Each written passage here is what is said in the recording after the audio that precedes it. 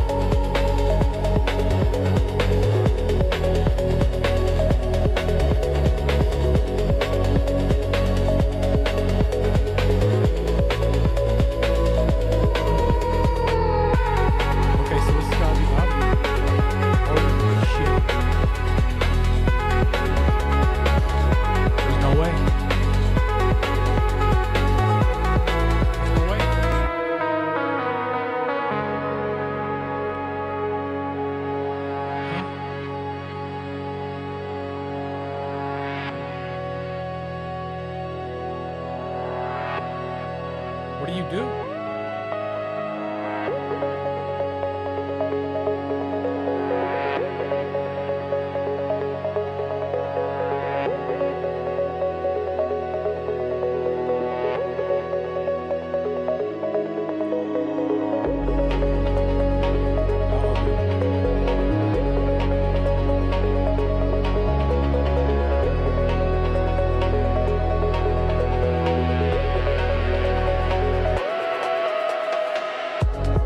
Well,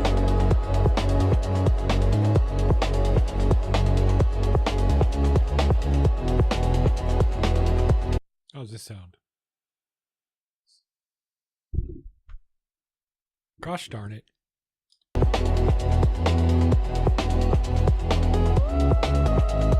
Can't hear it over the music, right? Oh, there we go. Okay, levels are good then, right? Check 1, 2. Come on. Check 1, 2.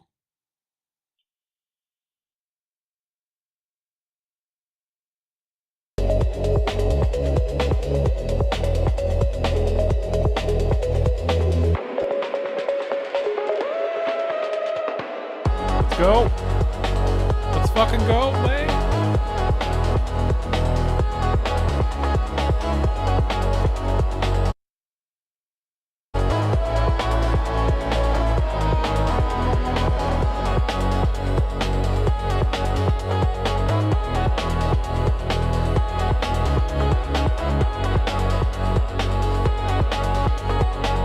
Could do that too. That's what I need to do. Boost it.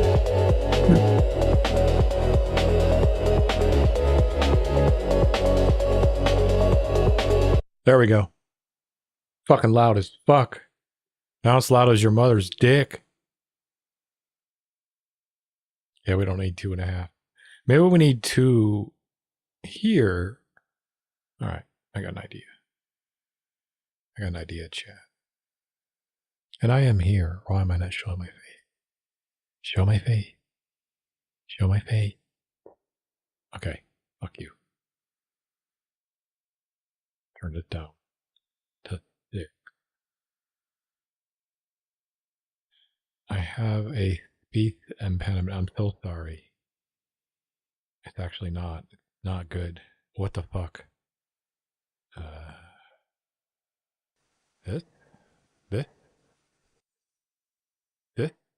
This? pre-noiser. Okay, now we jacked it to 4. 4. Now we go to 3.5. Check. Okay, check 1, 2, check 1, 2, check 1, 2. That's where we are. That's better.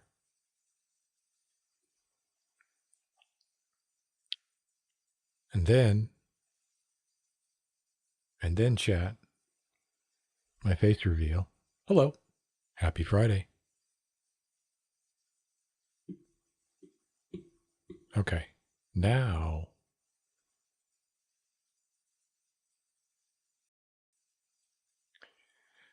the on-jacking happens. Single list. Eco lied. No, take that away. Wait, can we just do this instead? There. No, that's bad. That's a really bad denoiser. God. Okay, boys. Boys. Boys. Okay, boys. That's right, boys. Sorry, I'm doing the S's. Okay, we're good. Now we can use all the S words like shit. Okay, we're good. I listened to my stream and it was so bad. I feel so bad. Hope no one was thinking I was trying to make fun of anyone with a speech impediment. Holy shit. Did not realize that was a thing. Or I would have fixed it. You know what I mean? Well, hello? Can you? Okay.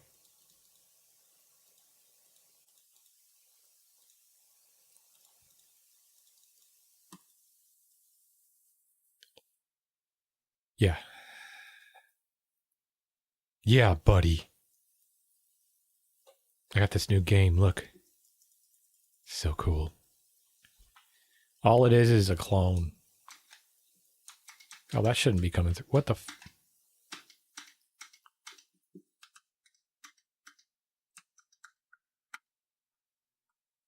There we go. Okay. You got to give it something to get rid of, you know? Yep. Okay. Anyway, this thing is interesting.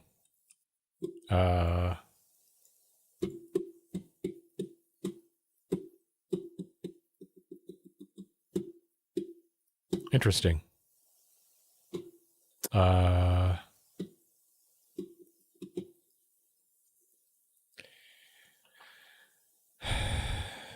Because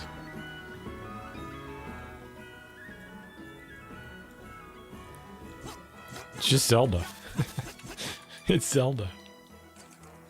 It's hilarious. La Tierra. I already come with a sword. I can even charge my sword, look.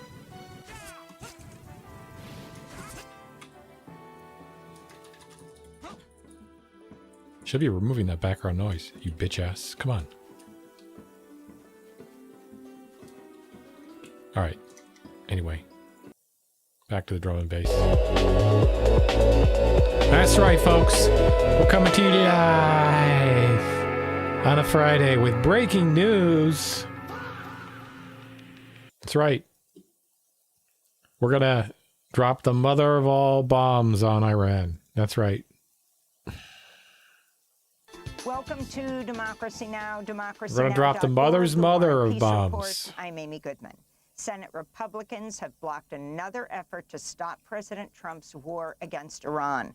On Thursday, senators voted 47 to 50 to reject a war powers resolution that would have reined in Trump's ability to strike Iran until Congress authorizes further military action. The vote came ahead of today's deadline under the 1973 War Powers Resolution, which gives the president 60 days to carry out military strikes in response to an imminent threat if Congress has not voted to authorize a war.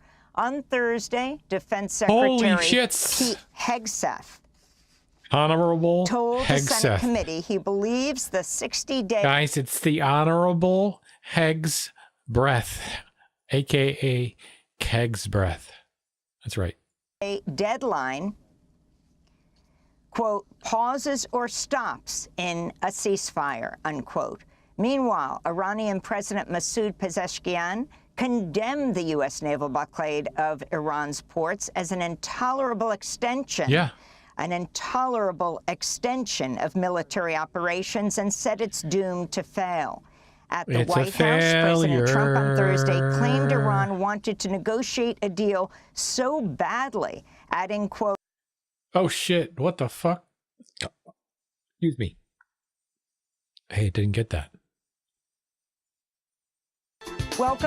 The vote came ahead of today's deadline under the 1973 War Powers Resolution, which gives the president 60 days to carry out military strikes in response to an imminent threat if Congress has not voted to authorize a war. On Thursday, Defense Secretary Goddamn. Pete Hegseth told a Senate committee he believes the He's like, nope, I can't call him 60-day Keg's Breath. deadline, quote, pauses or stops in a ceasefire, unquote. Meanwhile, Iranian President Masoud Pezeshkian condemned the U.S. naval blockade of Iran's ports as an intolerable extension, of military operations and said it's doomed to fail. At the White House, President Trump on Thursday claimed Iran wanted to negotiate a deal so badly, adding, quote, nobody knows what the talks are except myself and a couple of other people, unquote. Lebanon's national news agency reports Israeli attacks have killed more than 30 people in a single day, in further violations of the U.S. brokered ceasefire signed by Israel and Lebanon last month. Doesn't look like a ceasefire to me. 2 children were among those killed in the attacks on southern Lebanon. They came as a Hezbollah drone injured 12 Israeli soldiers in northern Israel. On Thursday, Israel issued new forced evacuation orders for villages north of a strip of occupied territory along the border Israel is calling a yellow line. More than 1 million people have been displaced from their homes by Israel's attacks, about a fifth of Lebanon's population. Israel's military has issued new maps of the Gaza Strip showing it controls significantly more territory beyond what it agreed to in the U.S. brokered ceasefire. What the fuck? That's the yellow line. They call that a yellow line. Oh my God. Look at all this area right here. Can't see my mouse. Fire last October. Right there where he's Reuters pointing. reports the restricted area marked on the maps with an orange line makes up some 11% of Gaza's territory beyond a so-called yellow line, meaning Israel now claims control over two-thirds of Gaza. This comes as Israeli attacks on Gaza killed at least 3 Palestinians and wounded 10 others Thursday and Friday in Israel's latest violations of the ceasefire. The Pulitzer Prize-winning Palestinian poet Mossab Abu Toha said he was heartbroken after Israel shot his 30-year-old aunt in the chest while she was sitting with her 3 young children in a school shelter in the Jabalia refugee camp. Abu Toha says the bullet pierced her chest and exited through her back, devastating her lungs and spleen, leaving her in critical condition. He writes, quote, at the moment she was hit, she was holding her 1-year-old son. He fell from her lap as she collapsed and was found bleeding from one of his ears, unquote. Mossab Abu Toha and his wife Mara have lost over 100 relatives to Israeli attacks since October 2023, including 31 members of his family killed in a single airstrike. On Thursday, the group Physicians for Human Rights Israel petitioned the Israeli Supreme Court demanding the release of 14 Palestinian doctors from Gaza who've been detained without charge for more than a year. Among them, Dr. Hussam Abu Safia, the detained head of Gaza's Kamal Adwan hospital, who's reportedly been tortured and denied adequate food and medicine despite his deteriorating health. Joining the call for the doctor's release is Mohammed Abu Salmiya, the director of Gaza's Al-Shifa hospital, who was imprisoned by Israel without charge for 7 months after his arrest in November 2023. I was brutally arrested. I was handcuffed behind my back, blindfolded and stripped naked. I was subject to a humiliating search, and then the field interrogation began in the Netzarim area. This involves beatings, insults, with sand thrown on my head, putting dirt into my mouth, and severe beatings. So sorry. Palestinian journalist Ali al-Samoudi has been freed after a year in Israeli prisons. He'd been held without charge under Israel's so-called administrative detention policy after he was arrested at his home in Jenin in the occupied West Bank in April of 2025. Upon his release, al-Samoudi showed signs of torture and severe malnutrition and says he lost half his body weight due to systematic starvation. In 2022, Ali al-Samoudi was shot in the shoulder by the Israeli sniper that killed Al Jazeera journalist Shireen Abu Akleh in Jenin. Here in New York, students and alumni of Columbia University held a demonstration honoring the 2-year anniversary of campus protests demanding administrators divest from companies linked to Israel. The protest saw students take over a Columbia building and rename it Hinds Hall in honor of Hind Rajab, a 6-year-old girl murdered by Israeli soldiers in Gaza. This is Mariam Alwan, an alumna of Columbia, arrested 2 years ago in the police raid that ended the student occupation. We wanted to do it on the anniversary of the occupation of Hinds Hall in order to show that the movement persists and that we retain the institutional memory of the violence that happened that day, of the way that the student body came together to and divestment at that time. Yeah. It still echoes today, even though there has been repression, there has been a massive crackdown on freedom of speech at Columbia.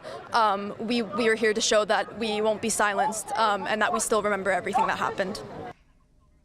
House lawmakers Thursday voted to reopen most of the Homeland Security Department, ending a record 76-day partial shutdown in the agency's longest in U.S. history. The approved budget bill signed into law by Trump excludes funding for Immigration and Customs Enforcement, ICE, but reopens key parts of DHS, including the Transportation Security Administration, the TSA. In Texas, Meenu Batra, a longtime court interpreter and the only licensed Punjabi, Hindi, and Urdu interpreter in the state, has been released from an ICE jail after nearly 2 months in detention. A judge's order mandating Batra's release stated the Trump administration failed to explain why she'd been jailed in the first place and denied her due process. Batra has lived in the United States for over 35 years after leaving India. President Trump has withdrawn his nomination for Casey Means to become the next U.S. Surgeon General. Means is a wellness influencer, author, entrepreneur, and anti-vaccine activist who, along with her brother Callie Means, is a key figure in the Make America Healthy Again movement. That's MAHA, led by Health and Human Services Secretary Robert F. Kennedy, Jr. In her place, President Trump has nominated Nicole Saphier to become Surgeon General. She's a radiologist at Memorial Sloan Kettering in New Jersey and a frequent contributor to Fox News. Maine Governor Janet Mills has officially suspended her campaign for the U.S. Senate. Mills had been competing for the Democratic nomination in June's primary with the backing of Senate Minority Leader Chuck Schumer and other top Democrats. But Governor Mills quit Thursday as a Senate candidate after several polls projected she was losing badly to Graham Plattner, a progressive populist who's backed by labor unions, and Senators Elizabeth Warren and Bernie Sanders. The winner of the Democratic primary will challenge incumbent Republican Senator Susan Collins in November's election, which will determine the balance of power in the Senate. This is Graham Plattner speaking with MS Now Thursday. I also think, and I'll just be up front, I don't believe a single U.S. Democratic senator should vote for a nominee out of the Trump administration moving forward. I think we need to use all of the power we have around funding and the power of the purse to stop paying for these kinds of stupid wars, stop paying for agencies like ICE, stop paying for the things that the Trump administration is doing that are materially hurting our democracy and hurting working people. The Congressional Progressive Caucus has unveiled its new affordability agenda to fight the skyrocketing cost of living crisis facing millions of people in the United States. The legislative package proposes policies for cheaper prescription medication, groceries, housing, utility bills, gas, and childcare. It would also ban companies from using personal data and AI to set prices, guarantee full-time workers paid vacation time, increase overtime wages, and abolish super PACs. This is Congressmember Greg Casar of Texas, chair of the Congressional Progressive Caucus. Donald Trump calls affordability a hoax, says surging gas prices are, quote, a small price to pay, and says we don't have the money for health care and child care because he needs it for war. Every single day, Republicans in the building behind us make their rich friends richer and richer by making it harder for working people to get by. And today we say with one voice, we do not have to live like this. A new investigation by ProPublica has found the Trump administration's advancing a proposed rule change to SSI, the Supplemental Security Income Program, that could slash or terminate benefits for an estimated 400,000 disabled adults, including people with Down syndrome and dementia. The proposal specifically targets people with disabilities living with their parents or family members who receive food assistance through SNAP. That's the Supplemental Nutrition Assistance Program. The efforts were initiated last year by top White House officials and the so-called and now defunct Department of Government Efficiency, or DOGE, led by billionaire Elon Musk. Here in New York, Mayor Zohran Mamdani refused to meet privately with King Charles on Wednesday as he joined the British monarch at a wreath-laying ceremony honoring 9/11 victims. Mamdani was asked by reporters what it would take for him to agree to a private meeting with the king. If I was to speak to the king separately from that, I would probably encourage him to return the Kohinoor diamond. The 105-carat diamond was taken by the British from India in the 19th century. Is currently housed in the Tower of London, placed on the crown made for Queen Mother Elizabeth. Meanwhile, the White House posted a photo of President Trump and King Charles with the caption, "Two Kings," during the monarch's visit this week. Since Trump's return to office, protests have erupted nationwide under the slogan, "No Kings." And the anti-war and solidarity activist John Miller has died at the age of 70 from heart failure. In 1991, John co-founded the East Timor Action Network, ETAN, which worked to support self-determination for East Timor and an end to U.S. support for Indonesia's occupation. On Thursday, the government of Timor-Leste, that's East Timor, released a statement calling John Miller a longtime friend of the Timorese people, stating that his voice in defense of the Timorese people, as well as his warm friendship and continued support in their struggle, will never be forgotten. And those are some of the headlines. This is Democracy Now!, democracynow.org, the War and Peace Report. I'm Amy Goodman in New York, joined by Democracy Now!'s Juan Gonzalez in Chicago. Hi, Juan. Hi, Amy, and welcome to all of our listeners and viewers across the country and around the world. Thanks for watching Democracy Now! On YouTube. Subscribe to the channel and turn on notifications to make sure you never miss a video. And for more of our audience-supported journalism, go to democracynow.org, where you can download our news app, sign up for our newsletter, subscribe to the daily podcast, and so much more.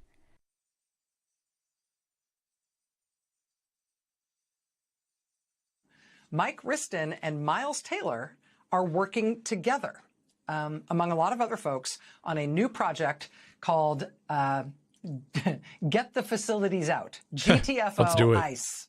Yes. Yes. It's nationwide. They're calling it a rapid response network Yes, to stop sisters ICE and prison brothers. camps before they start.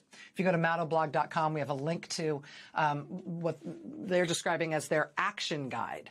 It basically leads you through what to do when ICE comes to your town. Do you have an ICE enforcement surge in your town? Click here. Do you have a secret warehouse purchase in your town? Click here. Does it look like they're going to be trying to do some sort of voter intimidation in your town on election day? Click here.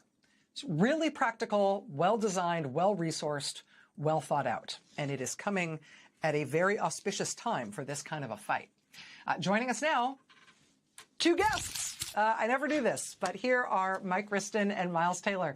Gentlemen, I'm really, really appreciative that you were both able to be here. Thank you. Of course. Yeah, thanks, Rachel. Mike, let me start with you. I know that the project is using your Project Saltbox data to track where new ICE prison camps are being planned, where they might be in the process. Tell me about your decision at Project Saltbox to join up with this larger effort. What are you hoping that members of the public will do with the kind of information and data you guys have been able to dig up? Oh? Yeah, from the beginning, our mission has always been to put data in the hands of every single American citizen that cares about this issue so that they can use that data for good. Yeah. And, Thank you. It's kind of funny that Miles and I are working together, but we truly believe that this is a bipartisan American issue. This is not a progressive issue. This is not a Democratic issue. This is an American issue.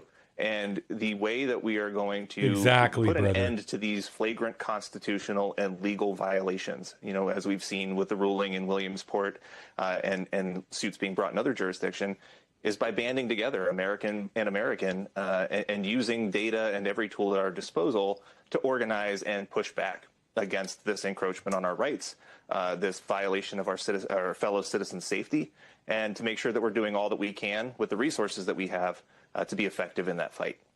Yes.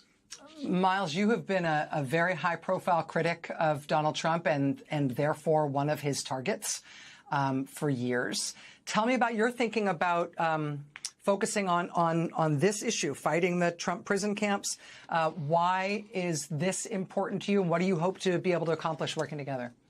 Well, first, Rachel, I have to say, no joke, this is partly thanks to you because I had seen your segment with Michael. Nice. And our team at Defiance was thinking, how can we do more in this space? And so, as Michael knows, after I'd seen coverage of this, I started trying to get into his DMs. I was like, how do I get to this guy? And Michael protects his information well. So I'm trying to hunt him down and say, we want to work with you. Let's use this data to alert Americans about these facilities. And frankly, Rachel, to crowd cancel them. I mean, I've experienced this before all throughout politics. Usually it's in a bad way when people are getting canceled. This is a good thing to go cancel these facilities. And it's clear in the communities where it's been successful that crowd cancellation, that outpouring of frustration is enough to get municipalities and real estate developers and folks to take a beat and say, is this really what we want to sign up for? And on a personal front, Rachel, look, you know this about me.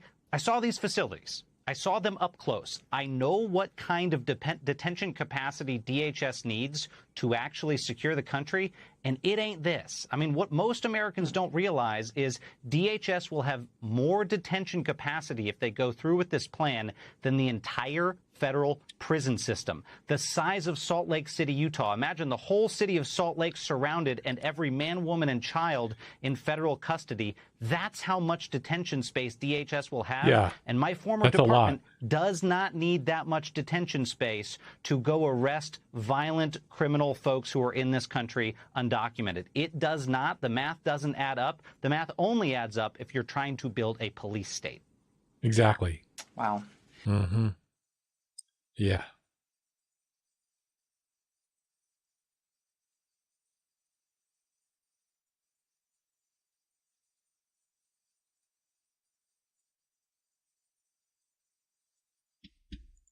Sure. Wow. Sure. Kat Abu Ghazaleh is the kind of radical Democrat Fox News warned you about. Kat believes you deserve universal health care, groceries, and housing. Where does she think we are? The richest country on earth? Kat isn't a millionaire. She doesn't take PAC money. She can't even afford health insurance herself. How can she possibly relate to normal, hardworking corporations like you and me? So good. That non-traditional political ad was part of the creative campaign for the progressive congressional candidate, Kat Abu-Ghazaleh. Last month, she narrowly lost her bid in the Democratic primary for a U.S. House seat in Illinois. But part of what made her campaign so unique was that she invested in the local community by using resources to feed people, host accessible events, and turn her campaign office into a space that worked to serve the people it hoped to represent. Now she wants to take that outreach to a larger audience.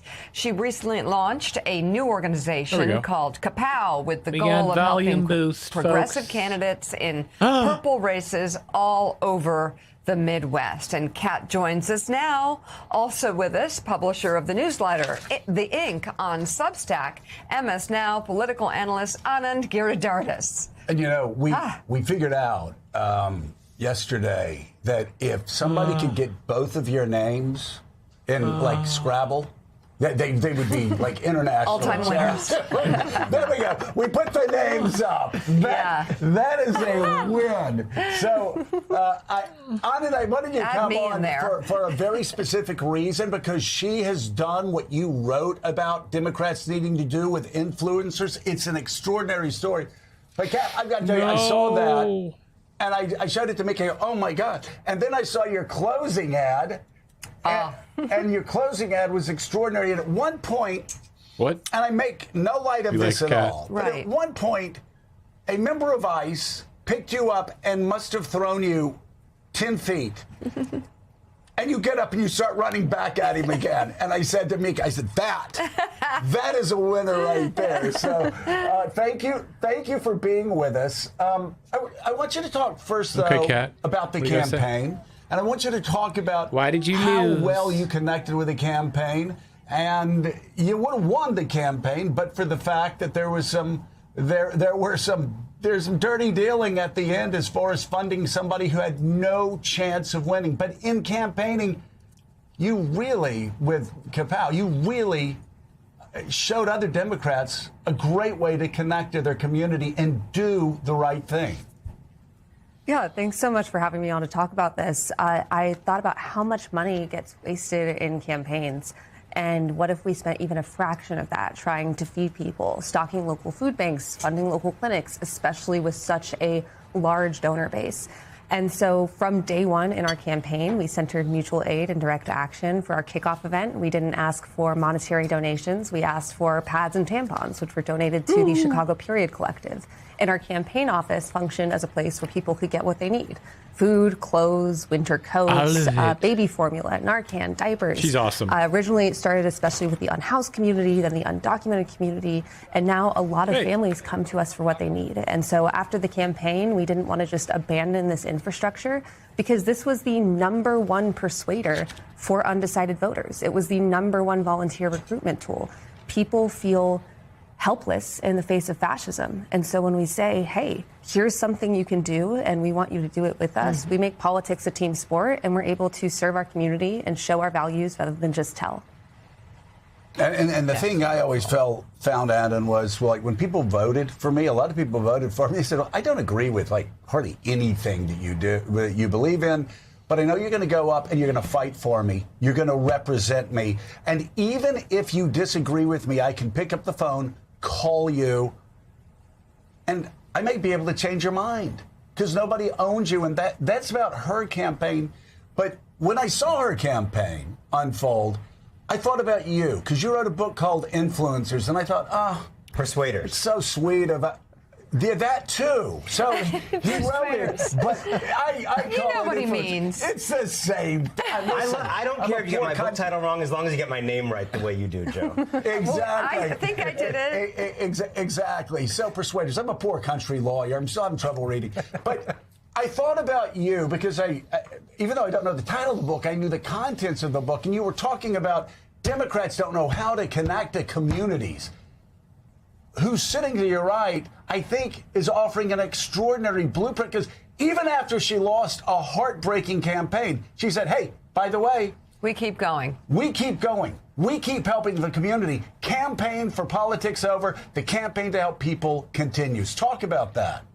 Yeah, we were sitting just in the green room right now chatting, and I had that feeling of like, when you write about something, saying it should exist, and then you actually encounter it in the world. It's a very nice feeling. Doesn't happen a lot. Let me just put what I find so appealing about what Kat is doing in a context, which is, if you think about how historically unpopular Donald Trump has been in his second term, and you look at that math as you highlight every day, and you then look at how much has that, we're in a two-party system, how much has that historic unpopularity of this leader become support for Democrats?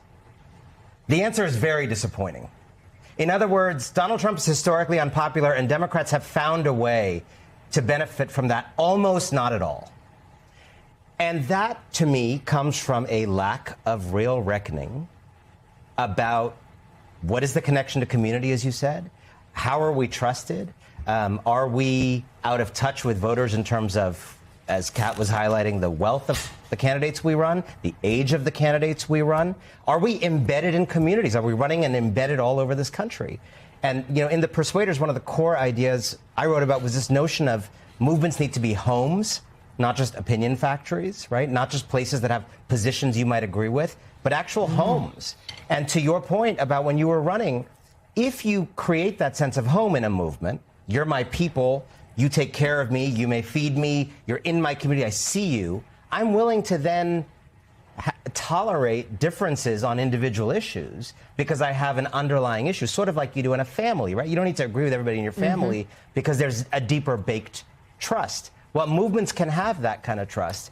And I think it is inarguably the case. I've never spoken to any group around this country that is passionate about the cause of democracy in the age of Trump that feels the Democratic Party speaks to them, connects to them. They vote for it, but there's not a lot of passion. And so I think what Kat is pointing to is the notion of home. As she just said, show, don't tell. If you want to advocate for universal health care, that's a wonderful policy position that'll take place 10 years from now if it wins today. There's a lot of ways to show people that value now.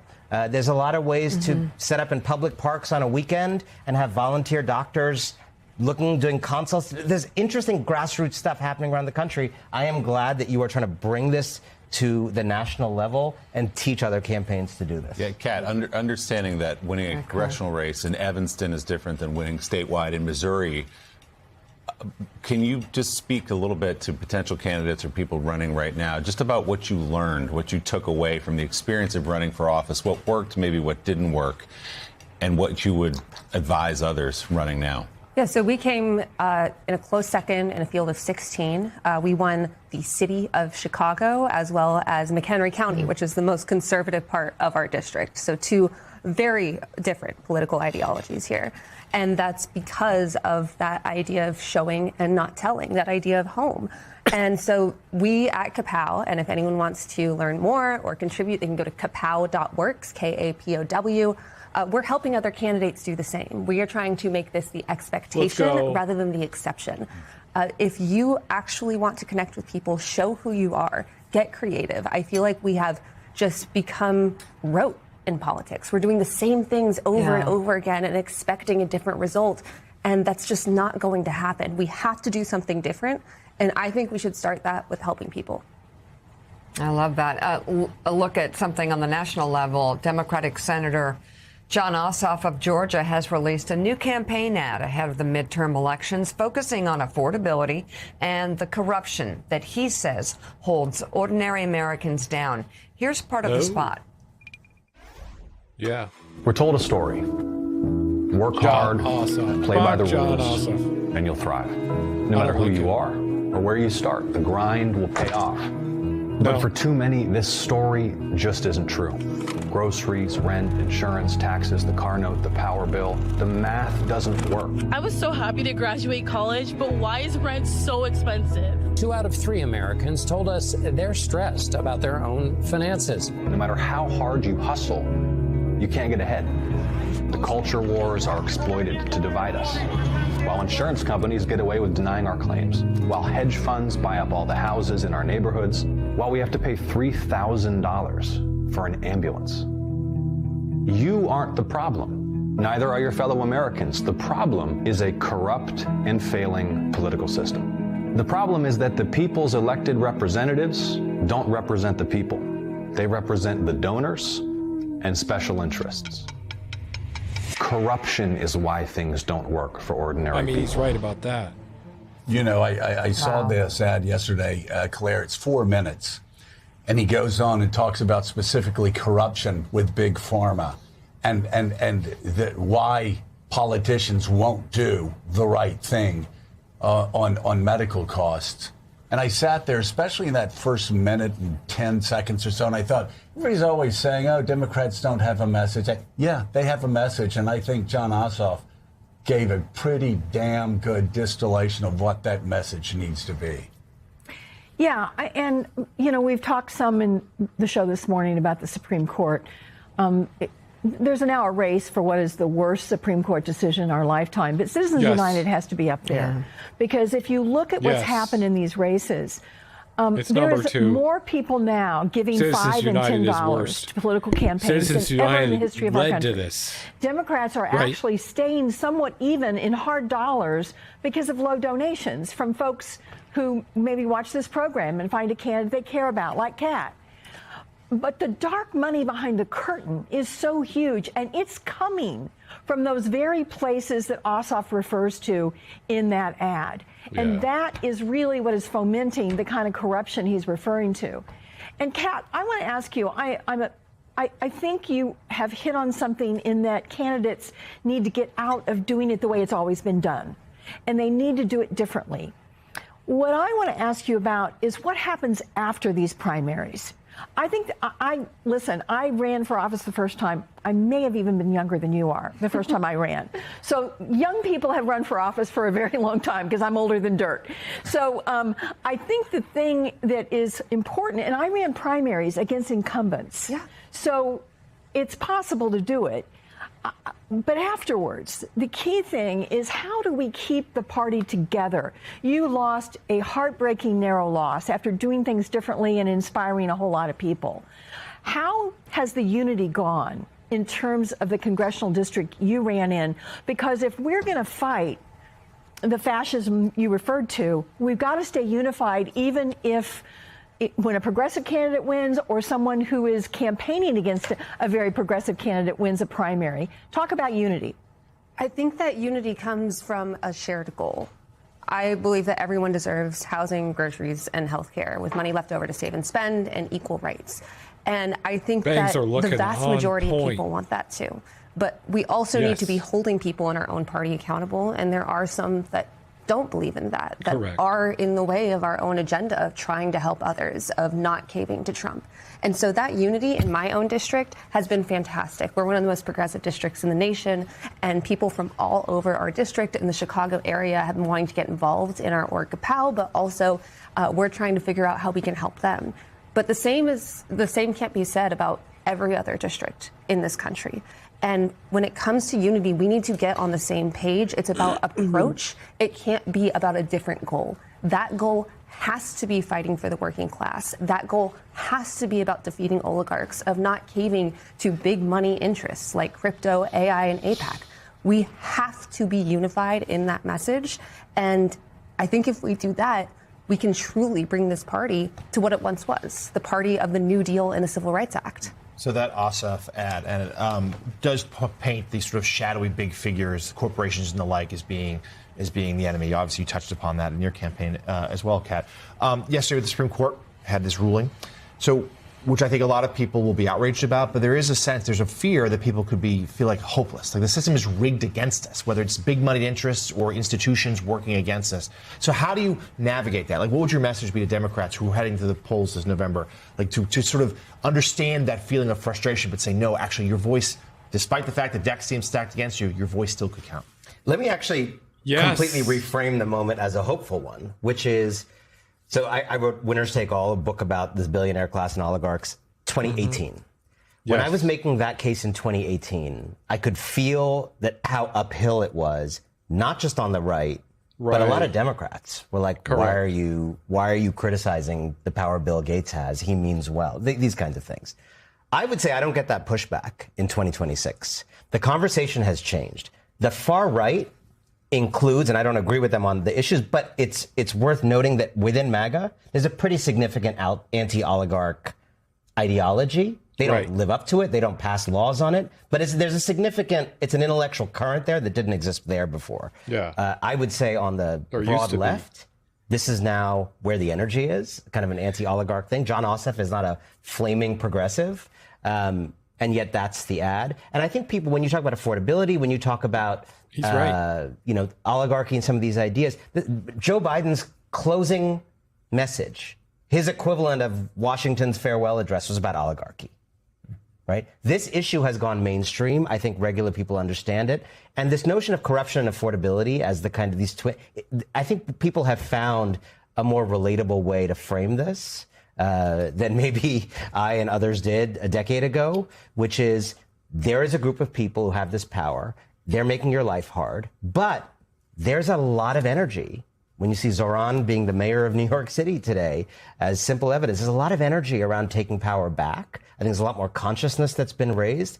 I think it's actually more in grasp than ever. I'd be way more optimistic about this today than I was 10 years ago. Yeah, I think also things have gotten worse, not better, which helps as well. Let me add, Kat, final thought.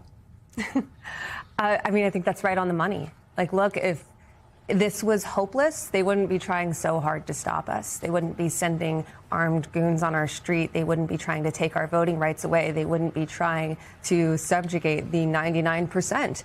But we are more powerful than them. And I think the vast majority of Americans realize that we're the ones with the power, and it's time for us to flex it.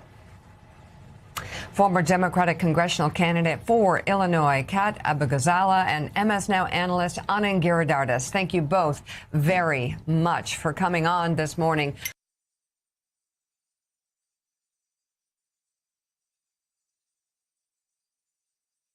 Wow.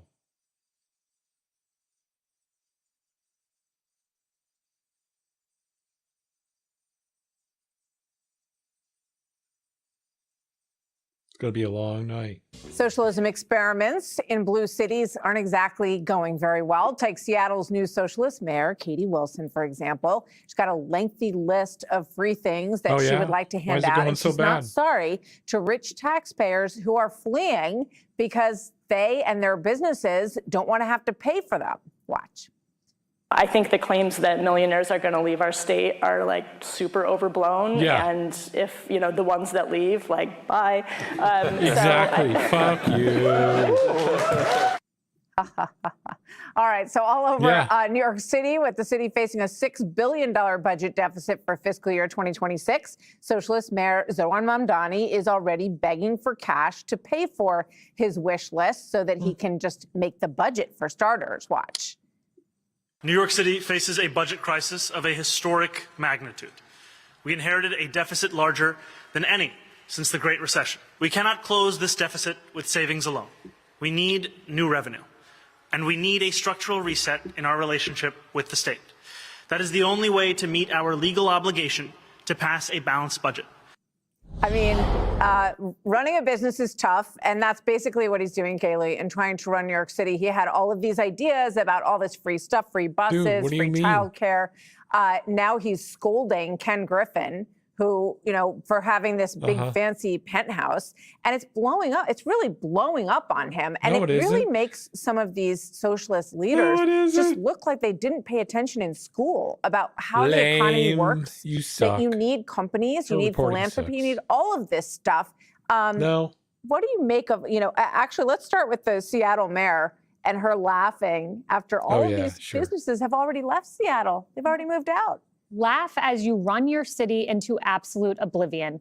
Ken Griffin came back at Mamdani brilliantly, and there was a letter sent by the COO to the employees, and he laid out the facts. So maybe the Seattle mayor, maybe Mamdani missed the economics lessons, But they probably heard loud and clear when Ken Griffin put together this letter and said, I have a $6 billion project ready to come into New York on Park Avenue.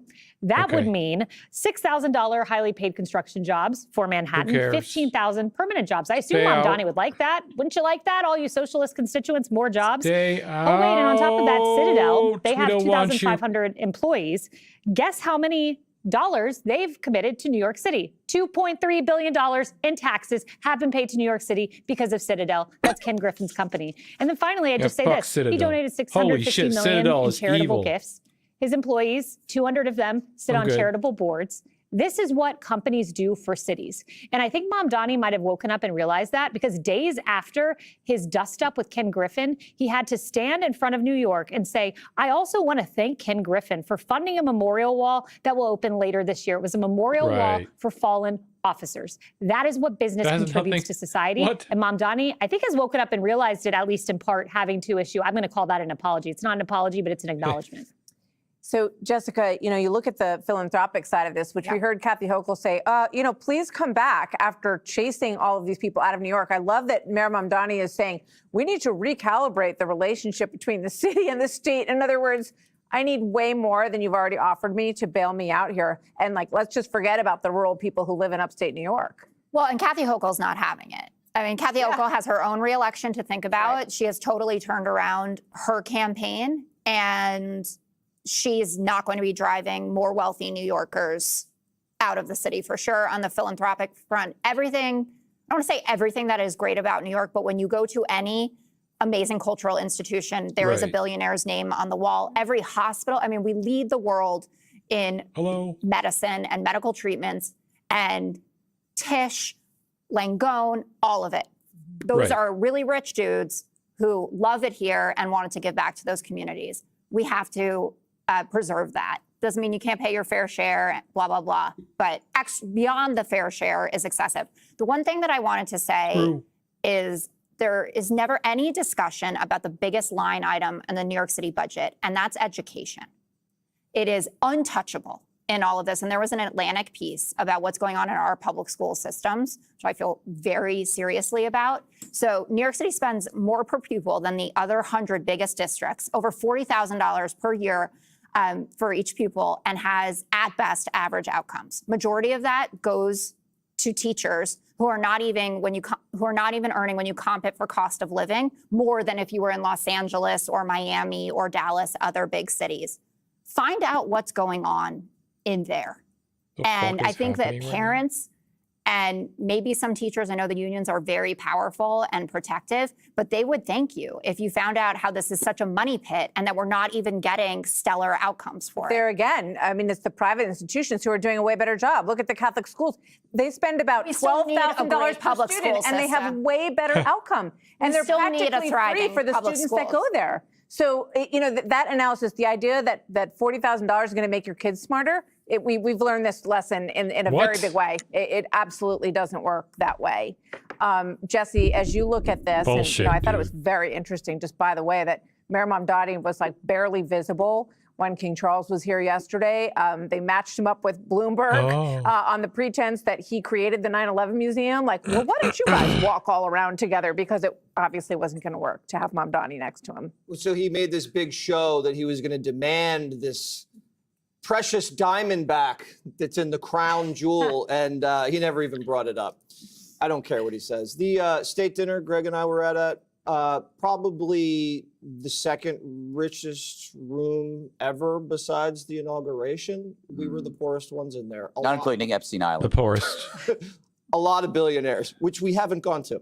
A lot of billionaires. Now, these billionaires were not fat, cigar chomping, breaking up union strikes kind of thugs.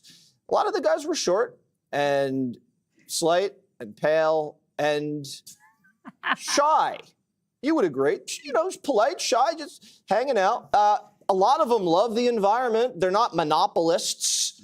They have created a product or a company that is loved and needed by the entire world. And they worked really hard to do that. And they were fortunate enough to be compensated very well.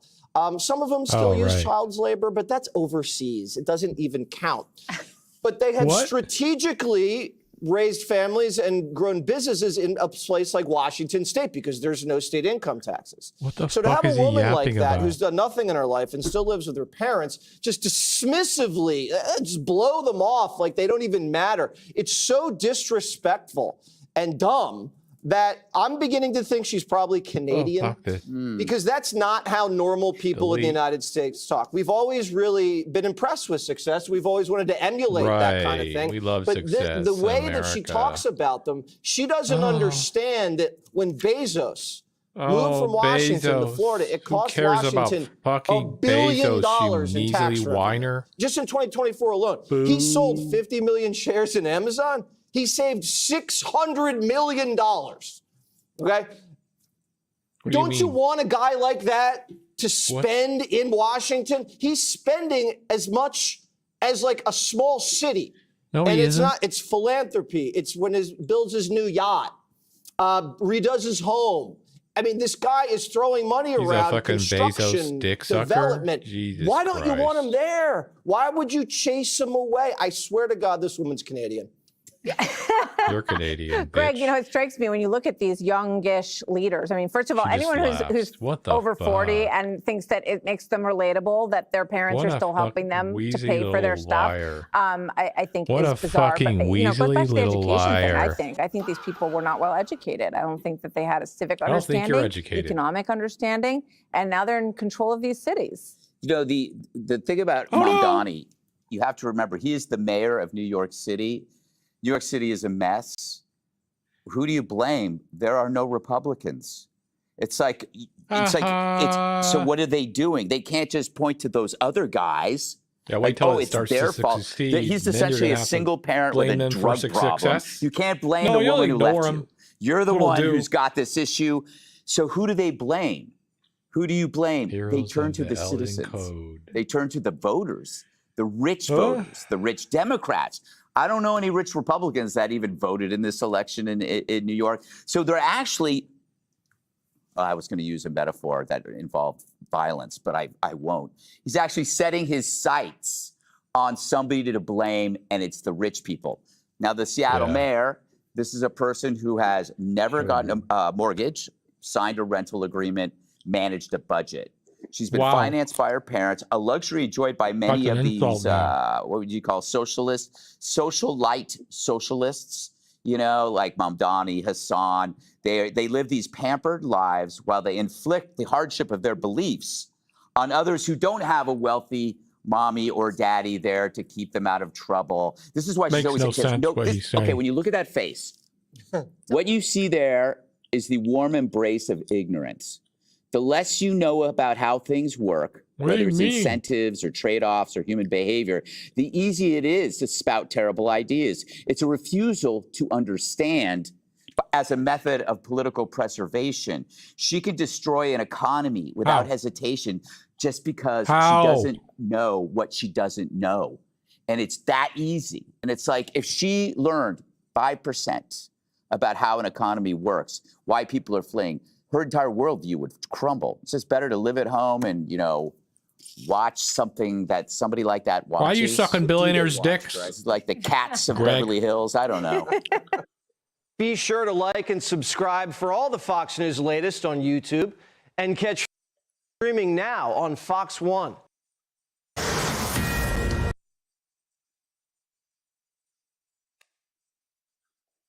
Greg sucking that big fat cock. There's a little redemption.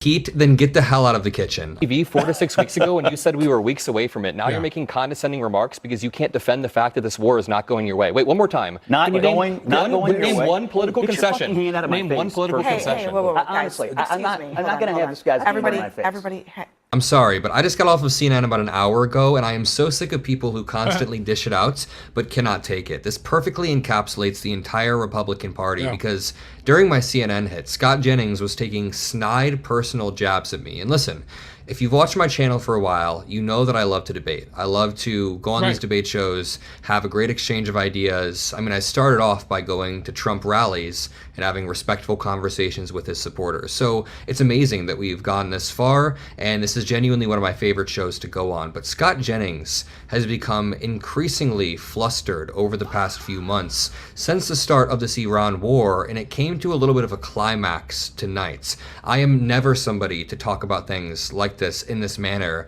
but I'm sorry, if you're going to dish it out to every single person that goes on CNN, if you are going to constantly try to corner people, constantly try to pick on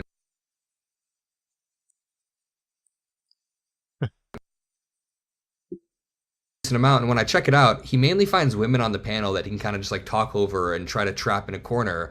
But the moment that I reciprocate that exact type of energy, he snaps on me. He snaps on me, literally. There's a moment where he like tries to be like, Mom, this is a child. This is a child who is trying to do political punditry, which is kind of ironic because I think he views me as a child at the same time. I mean, I see the way he looks at me. He views me as a child engaging in politics, but the stature of this man is so incredibly weak. I've been on this show with him for, I don't know, 6 months now, a few different times, right?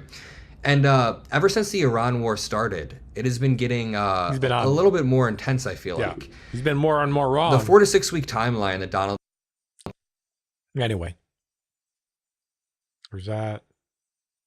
Then there's this. I mean, okay, but what if There's it. State, we've issued 2.5 million Florida seniors. Huh? All right. Fox News alert, it's decision time. CENTCOM Commander Admiral Brad Cooper has just briefed the president in the Situation Room about what could be the final blow. The U.S. military is preparing for a shortened power. We gotta go drop some bombs. Great. Of HB 1D. The clerk will unlock the machine and the members will proceed to vote. Have all members voted? Have all members voted? The clerk... Complete maniacs in there. Despite Democrats' protests, a new congressional map has cleared Florida's legislature, positioning Republicans to potentially gain 4 more seats in Congress. Joining us now is Florida Governor Ron DeSantis. Governor, thanks so much for joining Fox and Friends. Good morning. And, that clip is really, unfortunately, emblematic of the modern-day Democrat Party just scream. Schools across the country could see major disruptions tomorrow as teachers are planning coordinated walkouts tied to the May Day protest against President Trump's policies. Well, in North Carolina and Wisconsin, thousands of teachers have forced multiple school districts to cancel class. Critics say these protests put politics ahead of the classroom, especially as academic performance remains a top concern. And in Chicago, schools will stay open despite a push from the teachers union urging them to close. Instead, the district will have a day of civic action for students to take part in civic activities. Probably not the best move in a district where only about 43% of students can read at grade level, with math proficiency even lower. The largest teachers union in America, the National Education Association, is urging teachers to push for fairness, dignity, and more public investment in people rather than profits. Emily, when I looked at the 2 reasons cited for the protest, it was immigration and tax. And I thought, okay, no tax on tips, no tax on overtime. What's the problem? Immigration, I was thinking of Sheridan Gorman, who was killed close to a college campus, Laken Riley, on a run at a college campus.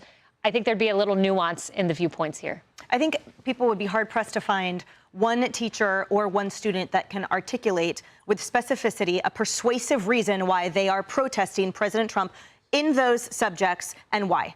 These students, it's one big extension talking of about our it. Listen, conversation. Emily. The indoctrination is real. And I posit that the flexibility with which our unions clearly and our school districts view attendance says one of the most indoctrinated people with a cross on. Indoctrination is real. I should know. Because remember, it used to be that everyone saw that truancy and absence from actual studying was a direct correlation between failures in the subjects. Now the truancy is on the part of the institution. Anything goes. The draft, for God's sake, in Pittsburgh, and all of a sudden kids don't have to go to school. So I think that the problem is that the optional aspect of attendance, the meaningful connection with students and teachers has just been obliterated when everything that we thought was important, which was attendance, low ratios of teachers to students, impact and investment of parents and involvement. Well, pay the I feel like, I don't know, are you agreeing with me or disagreeing with me? When performance is going to be relevant and where merit is going to be relevant. And I think the bigger issue for me is I don't mind a natural discourse of ideas. But there's a time and a place for it. And when we look at these students and some of the test scores that you put up on the screen, the performance is awful. And the merit is not right. And so if teachers want to advance their careers and want to make more money, which I think all teachers should make more money. The merit is not right. If my name is the performance and the outcome of the students is better as opposed to the civic discussion. There's a place for it, but walk out. When you talk about teachers making more money, it is ironic that this comes on the heels of a report that $1 billion went to political causes. And you'd think, oh, wow, if that money could have gone to raising teacher pay, maybe it would have made a difference, Arthel. Yeah. And that's a good point, because I think what we should look at is the why. Oftentimes, when someone feels that they're not being heard, they take drastic measures. So perhaps this teacher walkout is not anti-President Trump, but yet a cry out to President Trump to dedicate more resources to these students and budgets for the teachers we can get those reading scores up. Does that make any sense to you? No. That's not what they're doing. That doesn't make any sense. No, it's literally like a protest against the president. I mean, they've said it's run by the teachers unions, not by the teachers. And here's the problem. There is a big disconnect in schools between teachers who are good people, they're public servants who have a calling and they want to teach and they want to make kids' lives better. But in many of these states, they are beholden. They cannot teach unless they're members of teachers unions, and they have to give part of their salary to these very politicized entities who then donate billions of dollars to mostly Democrat causes. She hates unions. She's like, oh, I wish they didn't exist. And that's the frustration. I wish unions didn't exist. Oh my God, how dare they? They shouldn't exist, folks. And there are a lot of teachers who understand, like, okay, so if we have the day off, it's International Workers' Day tomorrow. That's a communist holiday. That's what they're doing on May 1st. Loser. They are celebrating communism. So what are they going to do? These kids are going to stay home and smoke weed and play video games? Yep. Oh, that'll get the test scores up. I'm sure if they wanted to have conversations at school and they wanted to donate a block of time at school so people could talk about, their visions for making society better, that might be a much better place to start. But I think we could even back the train up a little bit. Marcus is absolutely right. Teach people how to read and write. There are kids in AP English classes who cannot read, yet somehow they are in AP level classes and they are illiterate. So then how do we fix it? What That's does the point. How do we get those Why are those you levels yelling? up? What is that going to do? I think it starts by, and Marcus, you were commenting on kids being in school during the break, keeping kids in school, because as my frustration as White House press secretary was looking at places like Chicago and providing scientific peer-reviewed research that kids should be in school, and then COVID was used for many months thereafter into the Biden administration to keep kids out of school when there was no medical reason to do so. Well, we're snowflakes. Oh, boo-hoo. Shut the fuck up, snowflake. I said to you that I disagreed with your point. I didn't disagree that there needs to be out from teachers, but I don't think it's at a federal level. If we look at the educational system, it is a local and state issue.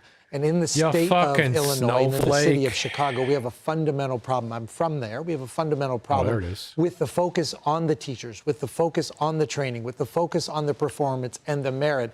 And instead, we're dealing with people saying, I want to walk out. I don't know that President Trump is going to be able to solve things universally. President Trump can't solve everything. One of the greatest success stories in education is Mississippi. He can definitely do something about the fucking the bottom ranked. war, bitch. And it's now high ranked. Oh my and God. they've innovative thinking. I'm sorry. Yes. So then why can't Chicago look at Mississippi as an example? And that's all I'm saying. I'm tired of the bickering. Because they're beholden. I'm like, fix the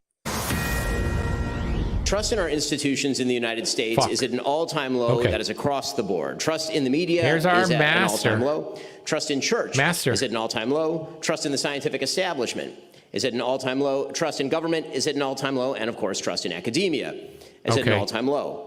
Ben Shapiro And got to be because running of our for lack of president. trust in institutions, Americans also mistrust one another. also University shapes you. mistrust university And as we lose because faith they teach Marxist in Leninist all of those ideology institutions to shape us, to we are shape us. incapable of coming They're together incapable of coming anymore. together.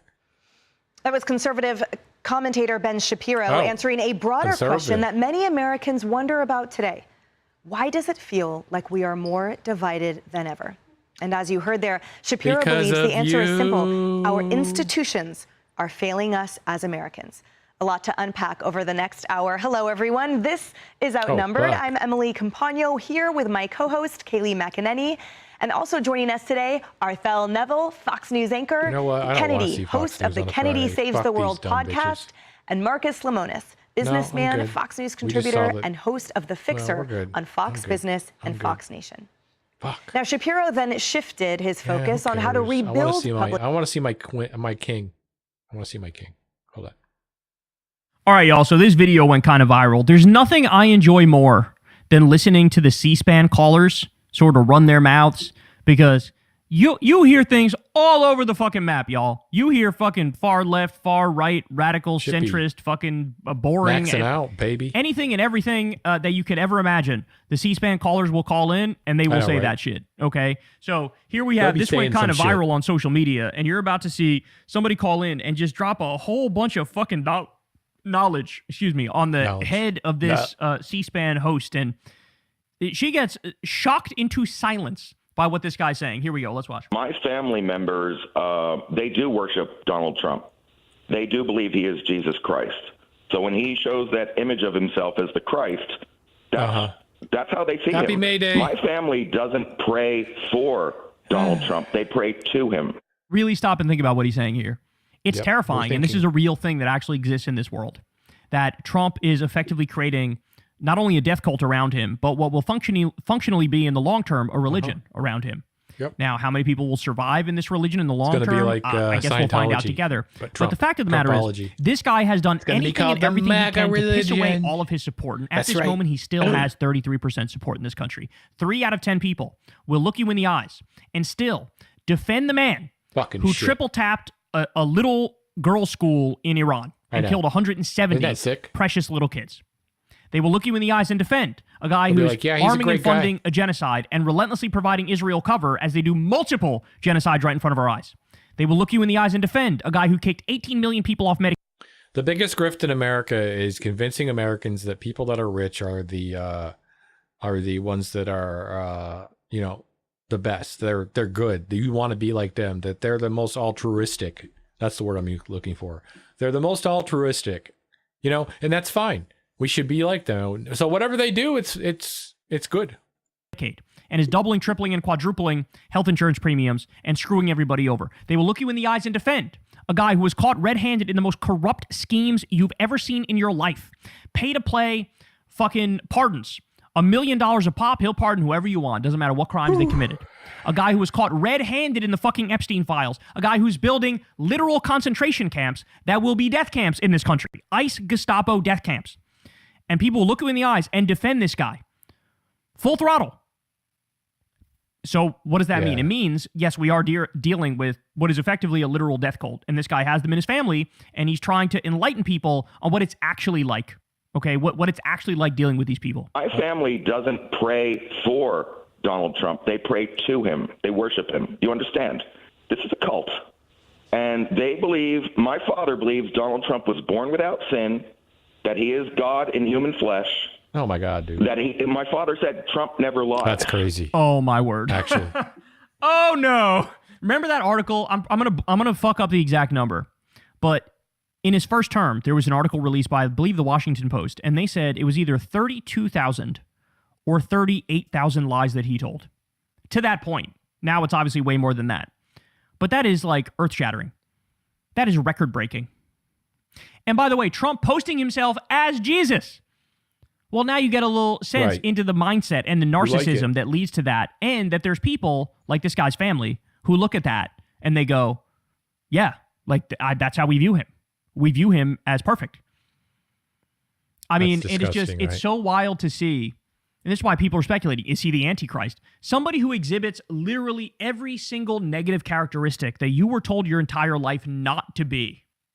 You were told, be humble, be virtuous, be honest, be empathetic, care about others around you, look after your family, look after your friends, care about your community. You were taught all of these basic liberal values. Donald Trump comes along. He is the polar opposite in every single respect. He's a catastrophic, malignant narcissist. He has deep, deep mental illness. He's violent. He's bigoted. He's extremist. He is self-absorbed to an extent we've never fucking seen before. He's corrupt beyond imagination. And he exhibits all those negative characteristics, and you still have 33% of the country that rides for this man? No, the only way you can describe that is what this guy's saying, that no, his family actually believes Donald Trump is a god, that he's a deity. That's the only way you can describe that. Of course. Because anybody else exhibiting, imagine Barack Obama exhibited the same characteristics as Trump. None other. Do you have any idea? His approval would be maybe 2%, maybe. But Trump does it, 33%. Still got 33%. Well, the good news is everybody who's against him is now rising up, and people are fucking sick of it. They're fed up with it. That he is God in human flesh. That my father said Trump never lies. Do you understand me? And that he was sent by himself to save the world from the Mexicans. This is a religion of racism. The Christians ran out of Jews to kill, the Catholics, in Nazi Germany. And so they moved on to immigrants and Mexicans and gays. MAGAs hate the same people the Nazis hated. And the MAGAs have the same archetype. Wait, Todd, let's back up. You're a Republican? Yes, I'm a Lincoln Republican. I believe in freeing the slaves. Yep. And did you ever vote for nice. Did you ever vote for President Trump? Why would I? He's a pedophile.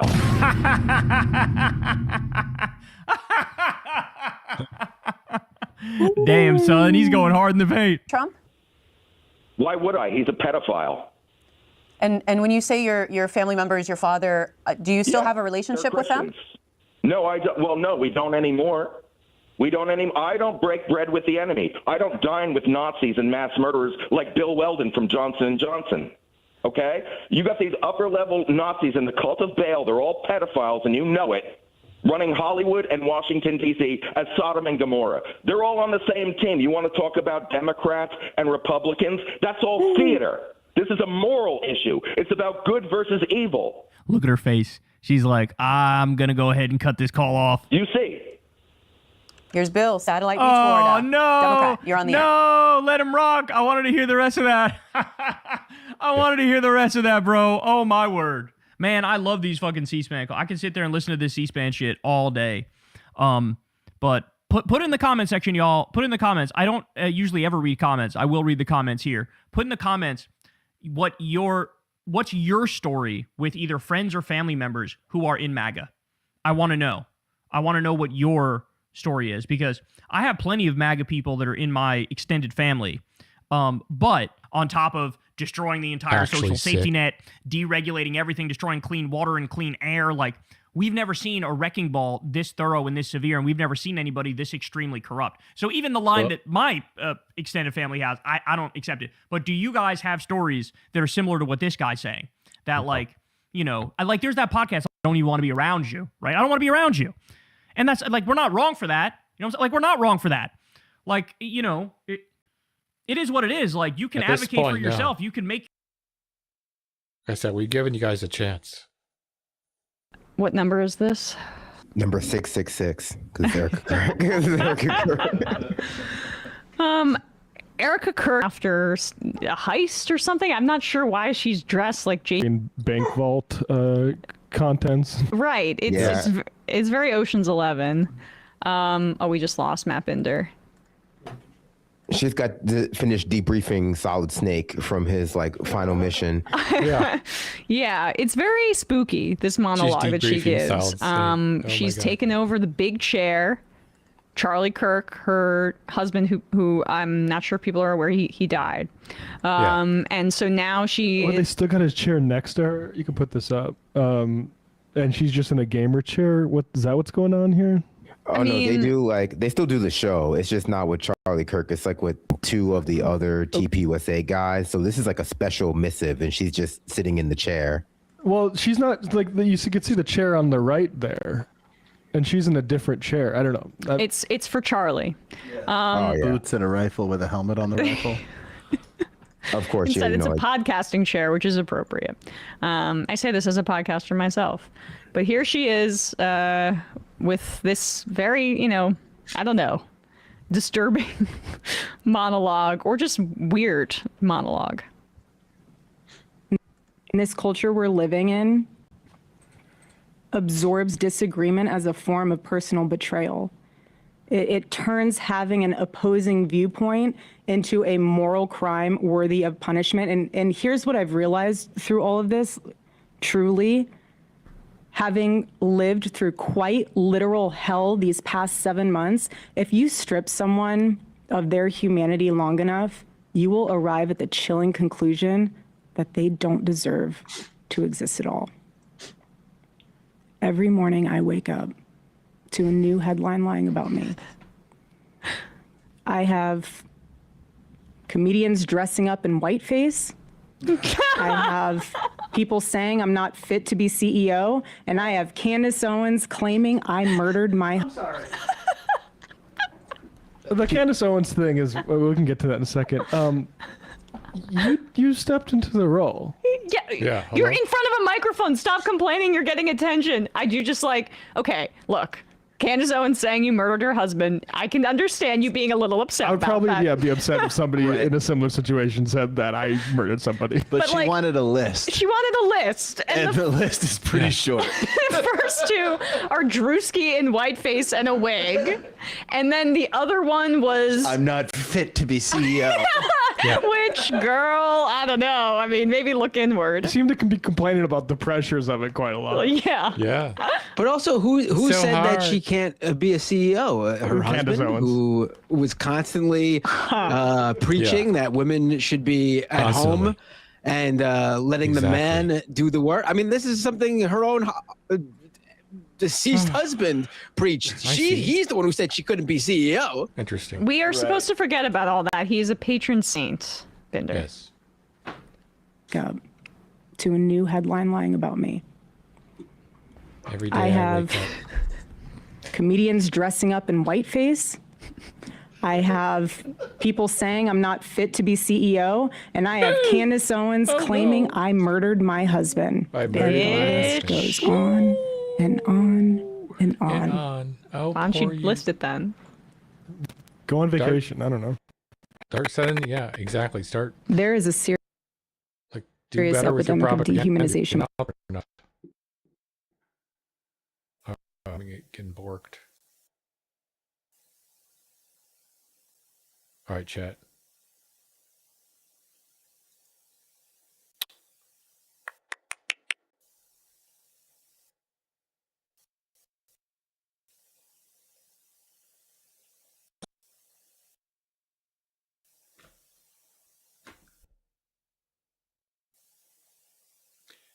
Locked up. I can't do shit. Did this last week. What's happening?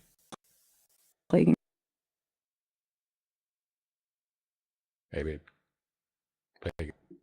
Oh, I crashed.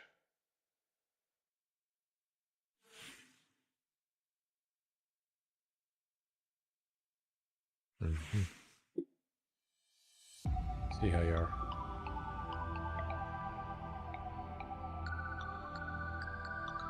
See how you are, motherfucker. I got it. I fixed it. I just got to restart the game.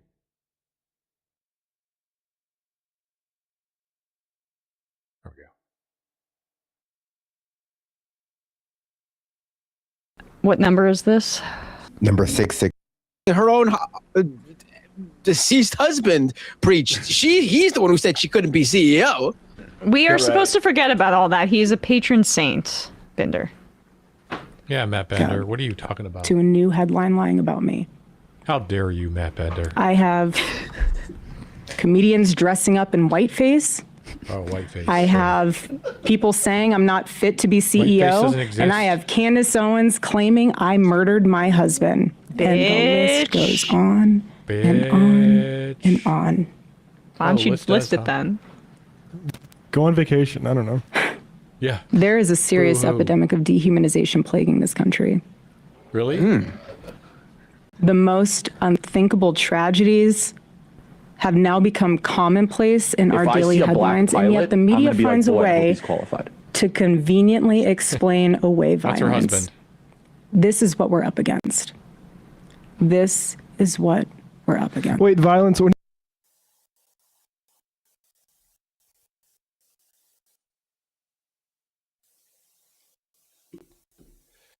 Maybe not. I'm fucked. Katie right now. I'm fucked. Okay.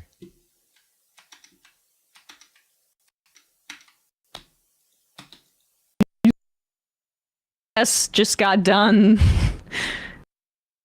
In Romans chapter 12, verse 21, it says, do not be overcome by evil, but overcome evil with good.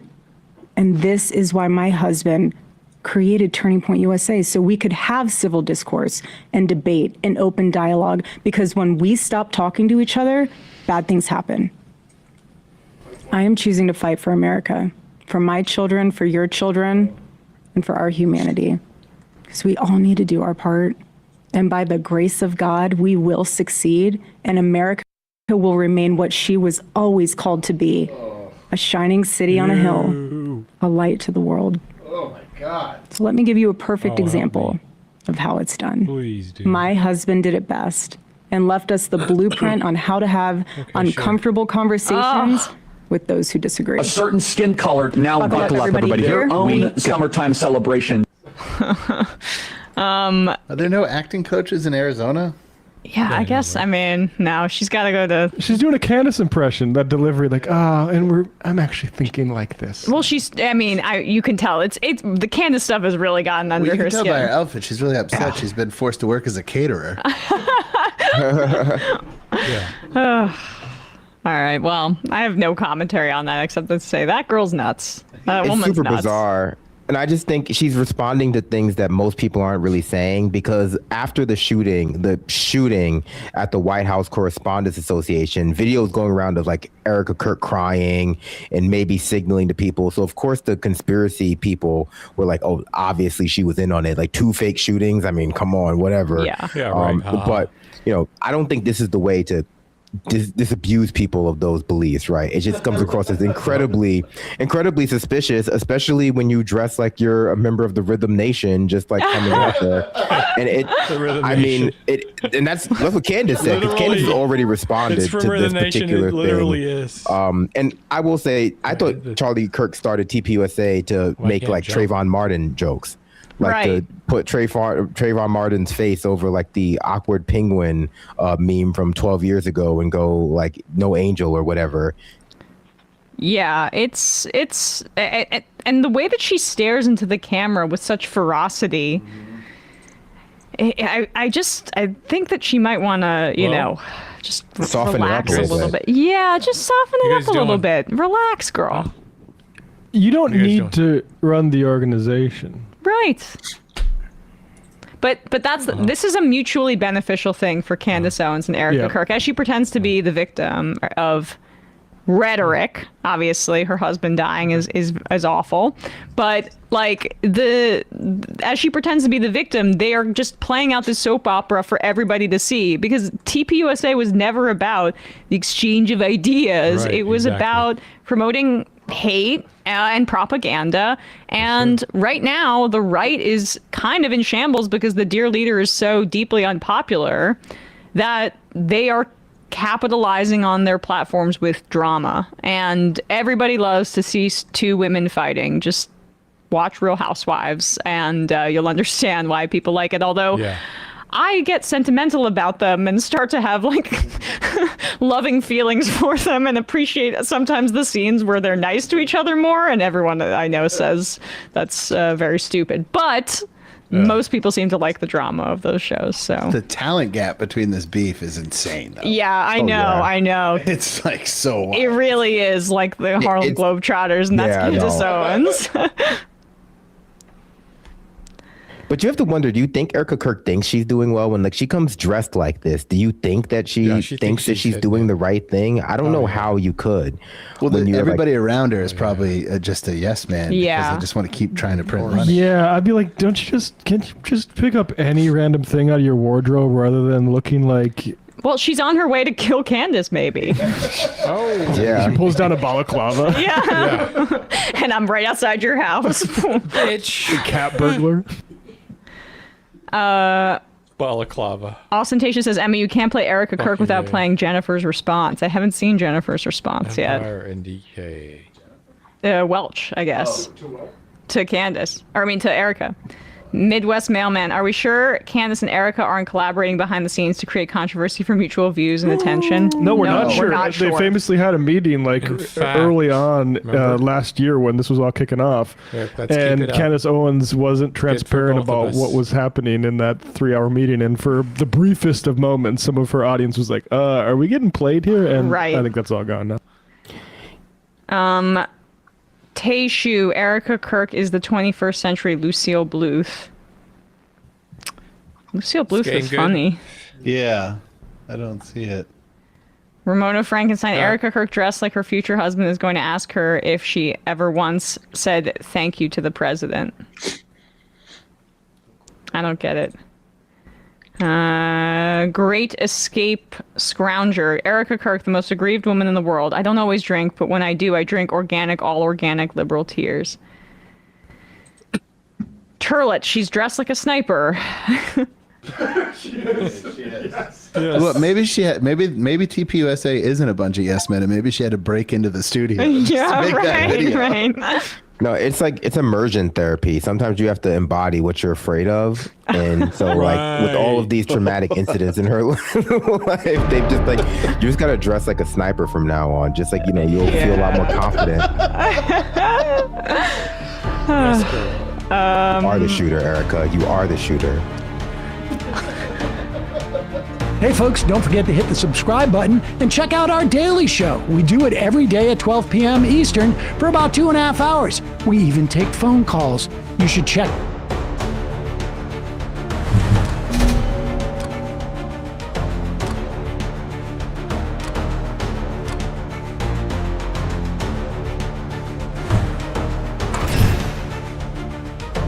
Okay, we're on it. How do you turn us down?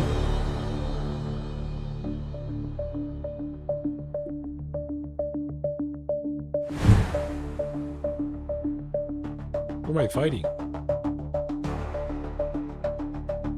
Oh.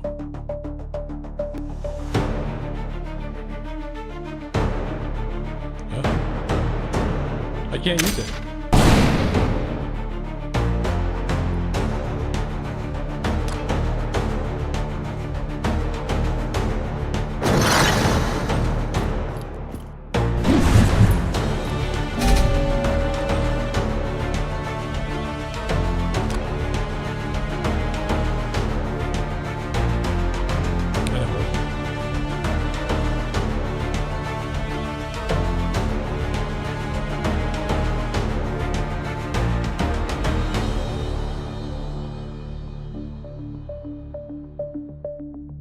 Okay, move your soldier. Oh.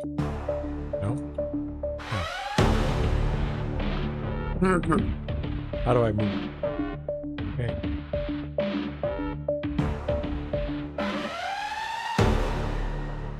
No, no, yes, no, no, yes.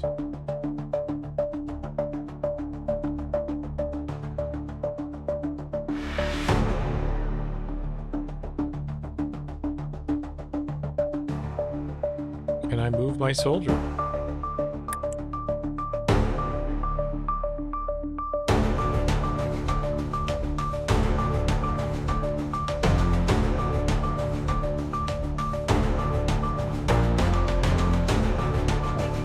What the fuck?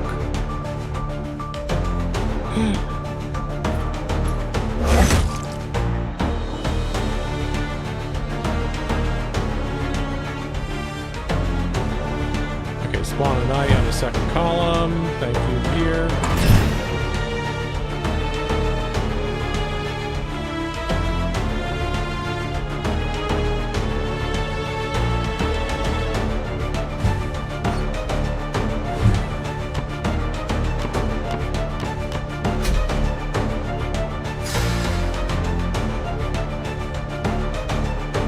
I use it?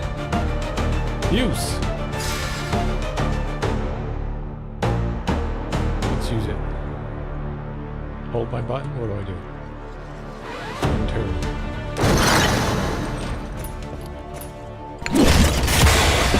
Oh shit, we got a case. Inbound.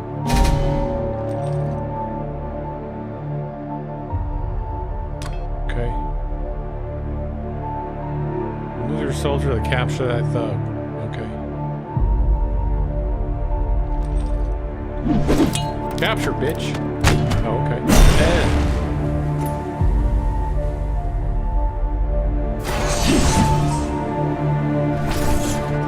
Oh, I like the animations.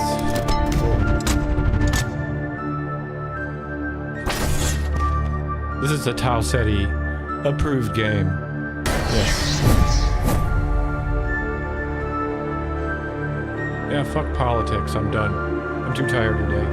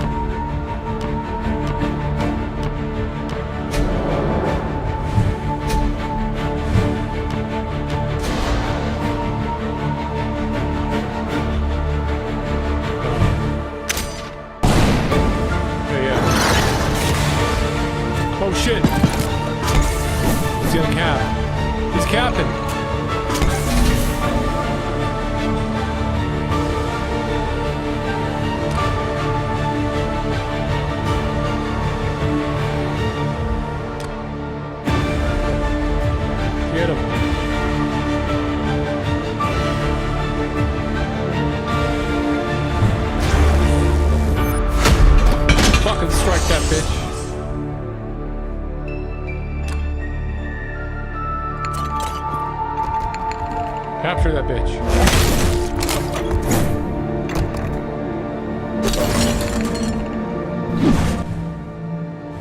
God damn, the music's too loud. Thank you.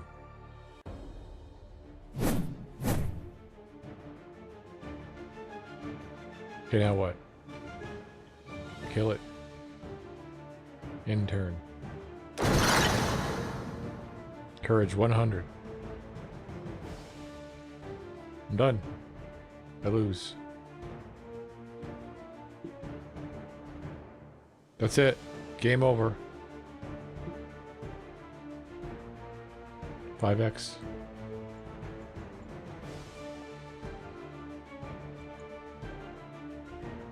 Come on, move. What's happening? What happened? I think I bugged out.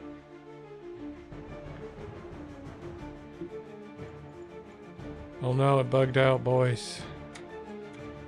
Okay, I gotta restart.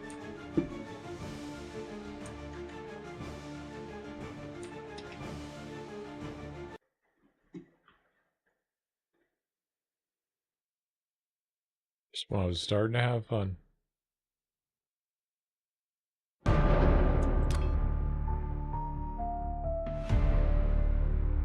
Skip the tutorial. Fuck!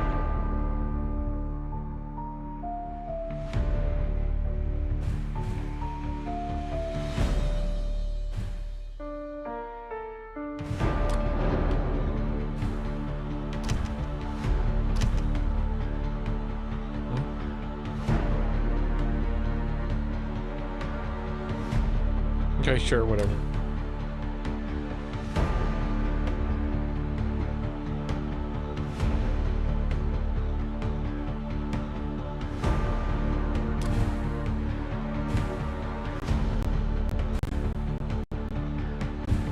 My neck.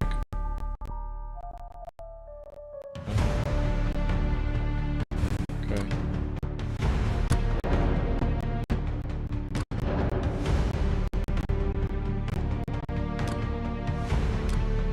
Got an heirloom.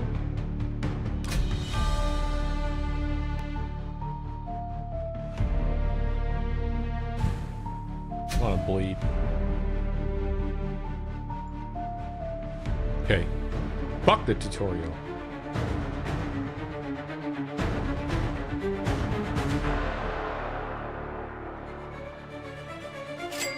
The tutorial's buggy.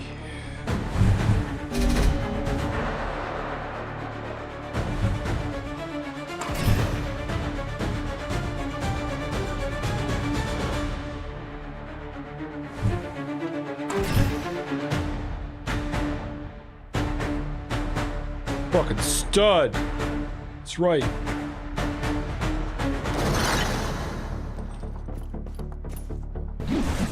Missed. Cunt. You fucking cunt. That's right. You're gonna die.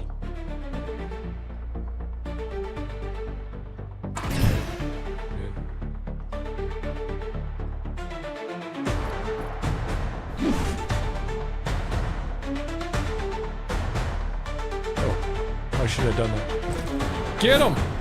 Oh, he missed.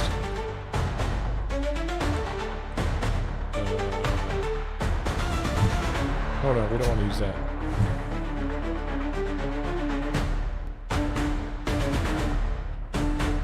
Okay. Why did the audio get turned up again?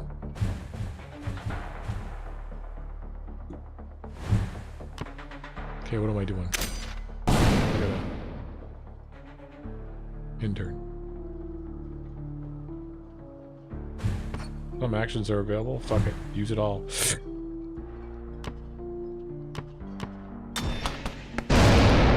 Sabotage.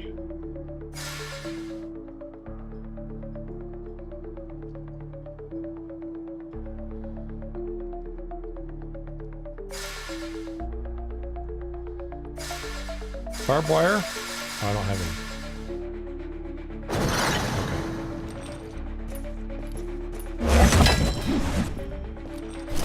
Oh shit.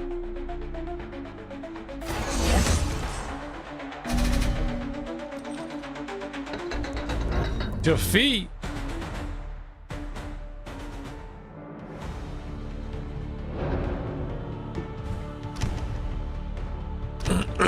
Okay, dude. Whatever.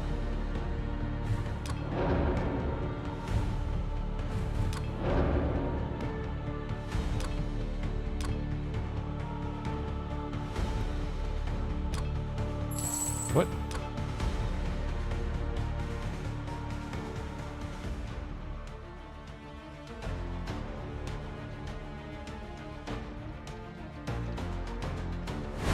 I win the first round. Night guard. Well, it gives you random cards, so that's cool.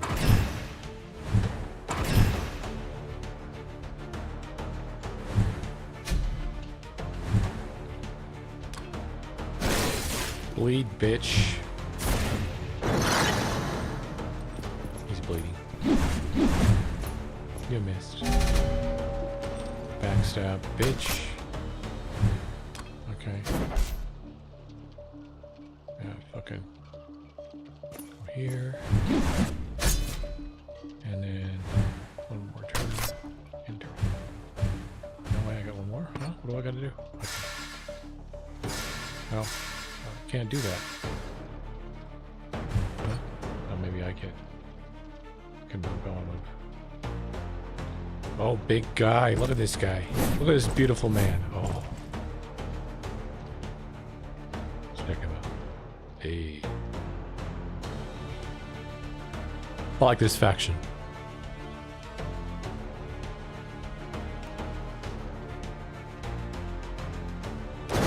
Sure, whatever. Well, I don't know what to do. Ouch.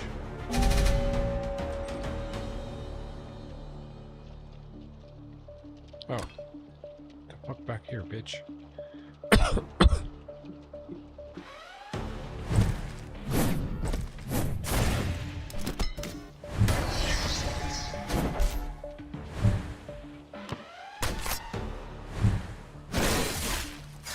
Barbed wires are a specialty, right, chat?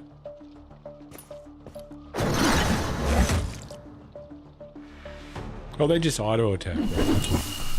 Get him, bitch. Oh, he got him. Oh, he did a takeout. He did a takedown. Okay, flying kick this bitch. Backstab him. Backstab that motherfucker. Backstab him. Backstab him again. Backstab him again. Yeah, sure. Oops. Get this guy. Oh shit. Done fucked up now, didn't I? Dude. Kill him. Kill him!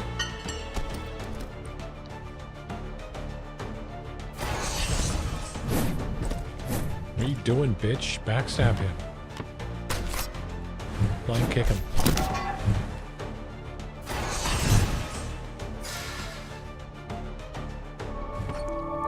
We got it. Go. Let's go.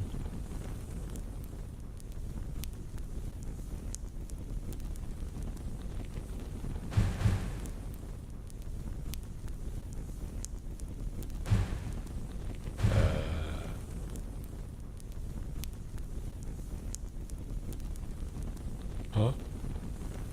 I'll take that.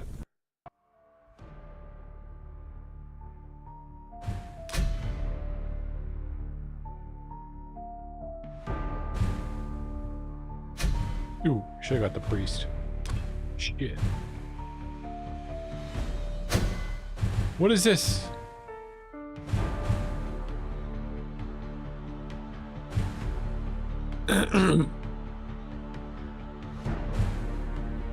Like these cards.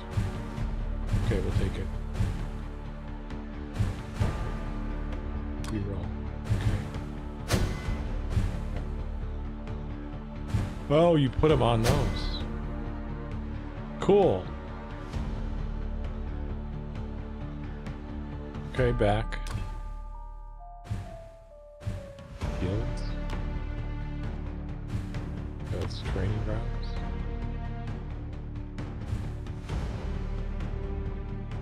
Okay, I can upgrade with money. Alright, I'll do that next time. Ooh, it's a longer row. Okay. Leader. Right here. Night guard. Stash. What is this? Okay. Backstab you. Backstab you. Intern. Cancel. I got 5. Another backstab. Healing hand.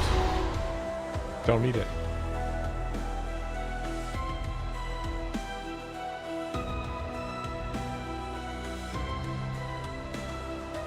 Okay, I got my guys.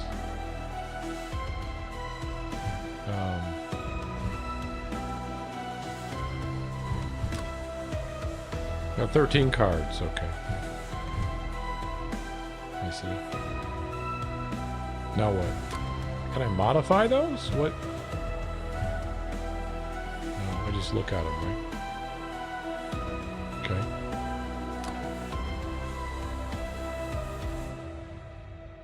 I have a 3 stack.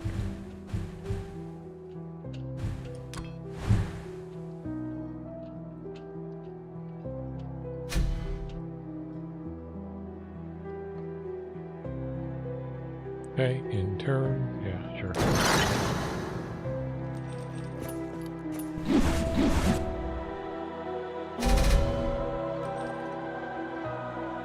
Plasma discharge.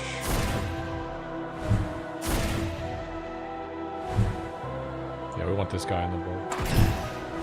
Backstab. Backstab.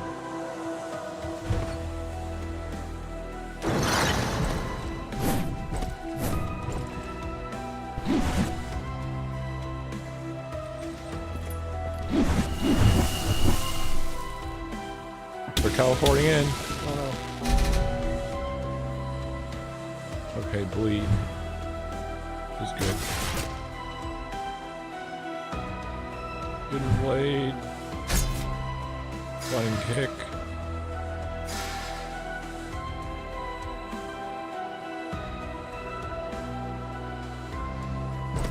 Ah! No. Get back here.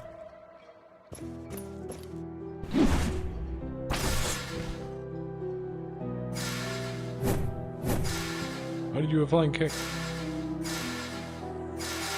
Oh, you gotta be on top of him. Oh, I got it. Dead. Okay. The bleed's good. Kill him!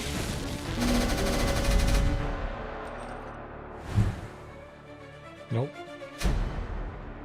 Get this guy on the board. Come on the board. This guy back here. There's some bleed on this motherfucker. Barbed wire on this bitch. Put a backstab on this motherfucker. We gotta cap that bitch. Can we? No. Okay. Let's get him. Get him. Barbed wire. Got anything left? Oh, I don't. Oh, toasty! Courage went up. Oh god, oh, here comes the fucking... Oh no. Hidden blade, get this guy. Wait, backstab, motherfucker. Flying kick, motherfucker. Backstab. Flying kick. Stash. Flying kick. Heal. End. Get him. Oh! Dead. One more hit. You missed. Damn it. Oh, you missed. I gotta move him first is what I gotta do. But I'm not moving him. And then... Is it I move and then send them on command? Oh shit. I fucked up. Next step. Check. What does that mean? I gotta move. Backstab him. Hidden blade that bitch. Backstab him. Heal him. There's the heals. Coming in strong. Backstab. 8 cards left. Alright. In turn. Oh shit. Should have moved him. Damn it.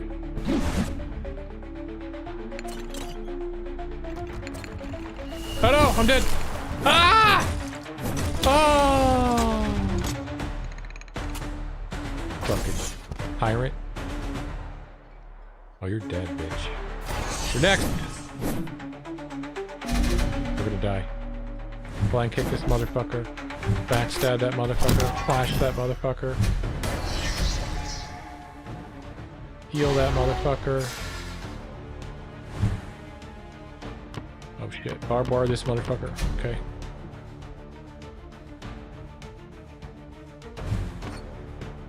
Yeah, I think I do.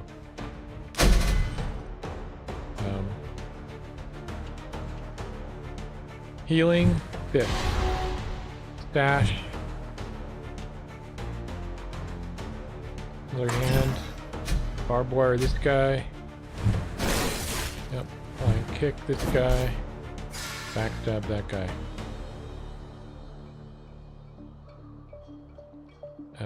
Move him here.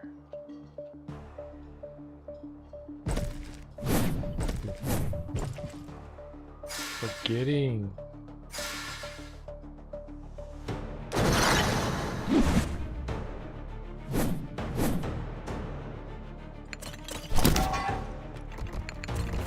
We're dead.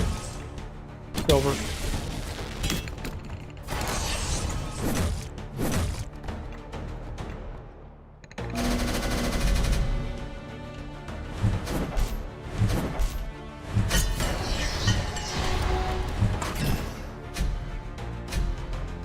Barbed wire, bitch!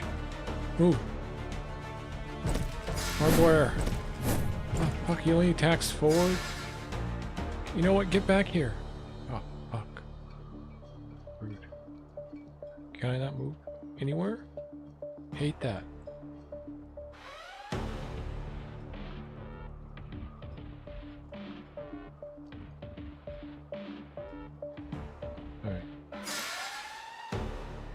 Oh, I need to heal him. I got nothing. Dead.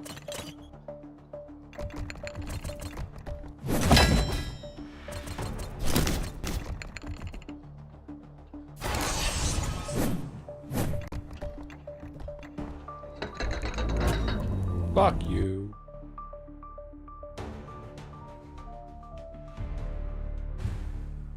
New.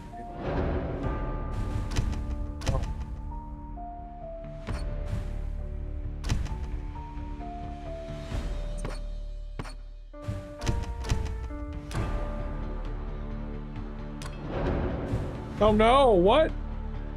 Oh, fuck. What? It's a roguelike? Oh, kill me now.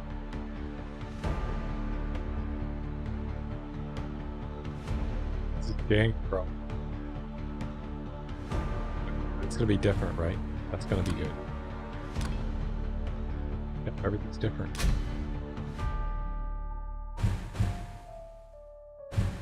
Check an accolade things sometime.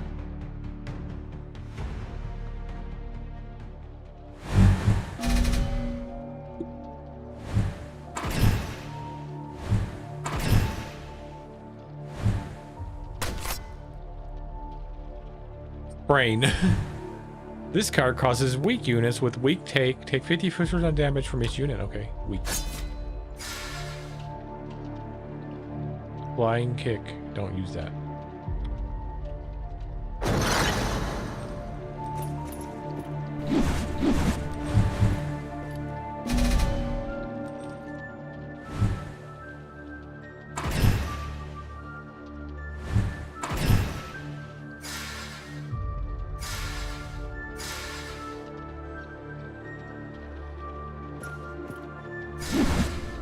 Oh, fuck. I messed up.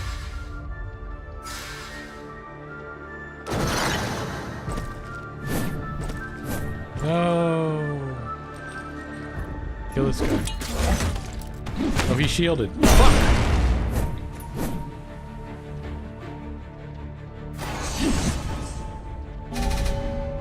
How come that didn't work?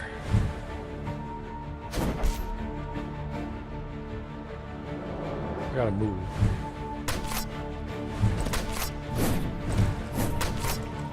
And backstab coming to the rescue, dude.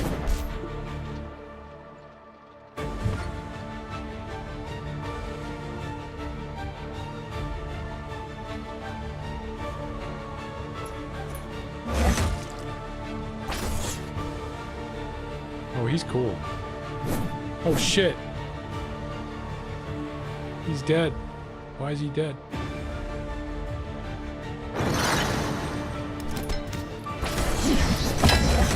Shit! This fucker.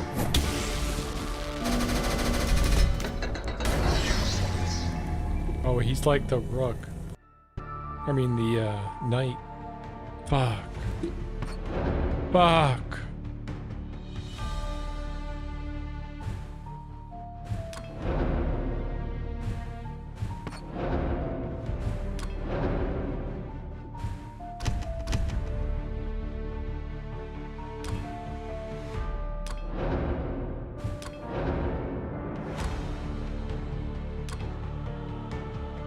What that does.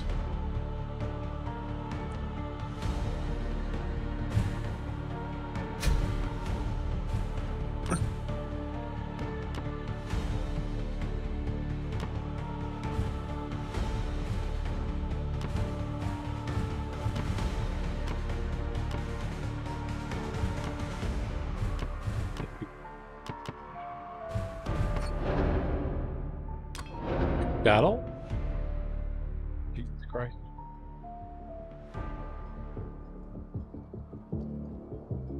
Percent courage. One.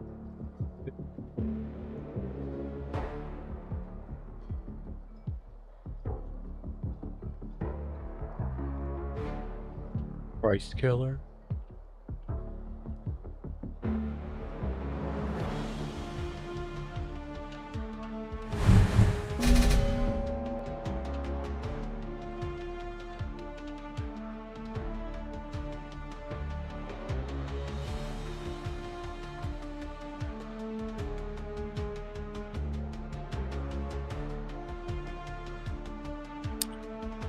Leader.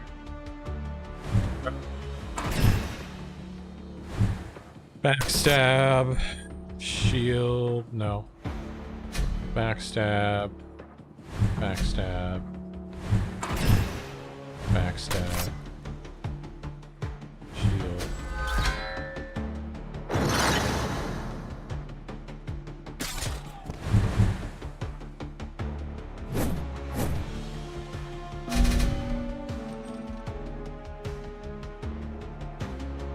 Okay, get the logistics officer in here.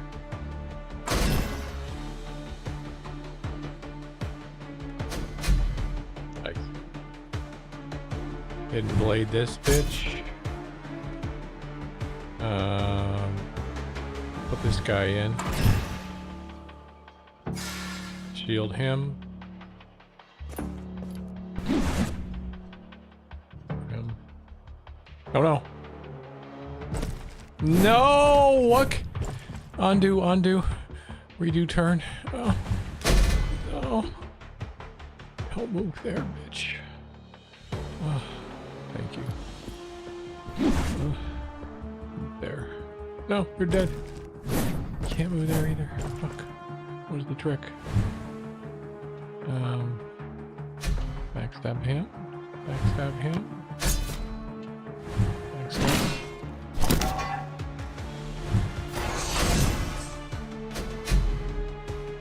Shield. Dead.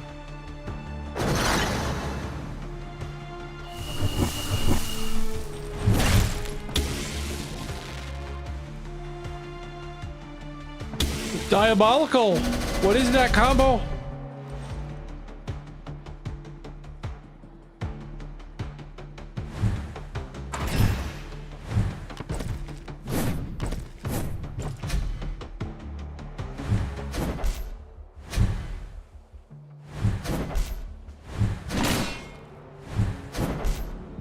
Free flying kicks, bitch. Come here. I gotta attack. Hello? Oh. Die, bitch.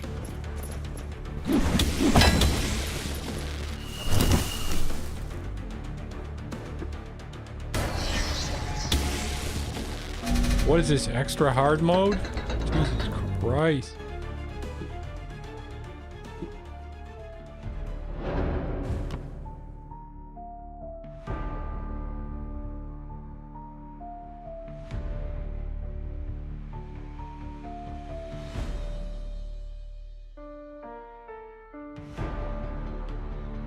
Dun dun dun dun dun dun dun dun dun dun. Was backup guilty. Lead soldier. I don't know if I like shield.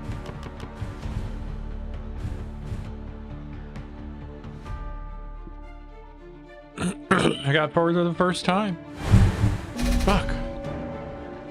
Soldier, soldier, leader, push, push enemy. Okay. Divine intervention.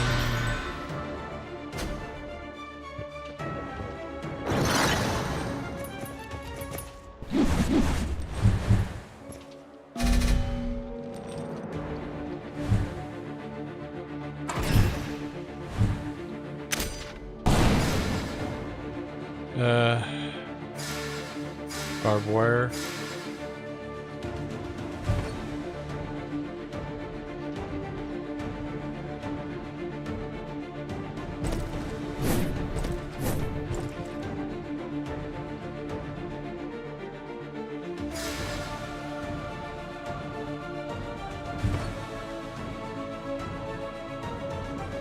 Did I move there?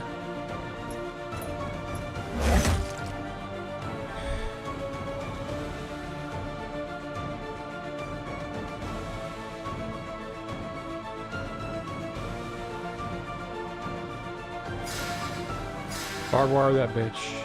Barbed wire that bitch. What?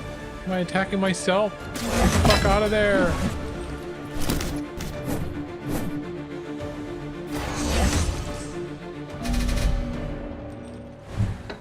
What the fuck?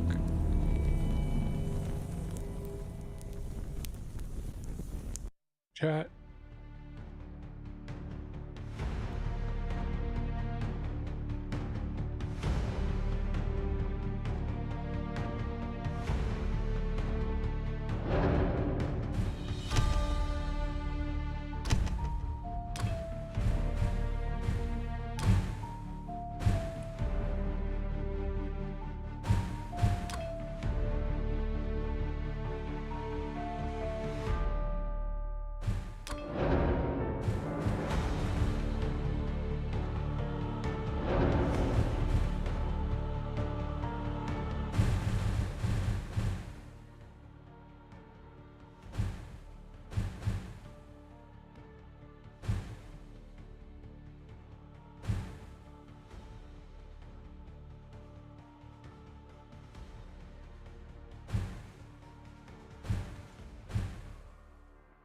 Alright, simple game. And you.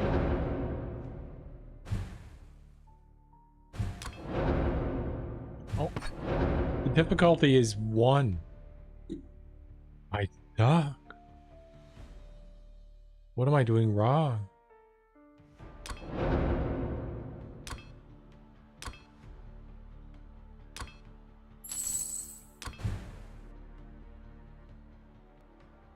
This time it gave me money. This time I got money. Night guard this bitch. Night guard this bitch. Leader the bitch. Backstab the bitch. Shield him. And I have one thing left to do, and that is backstab the bitch. Thug. Auto attack. Forward. I see.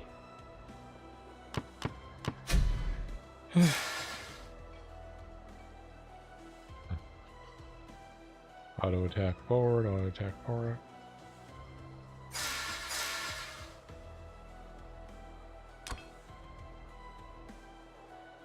Sure.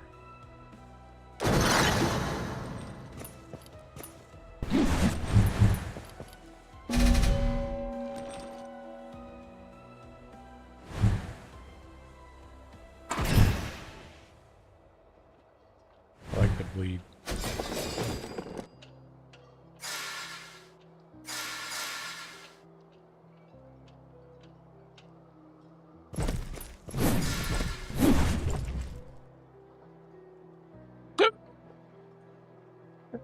Come on.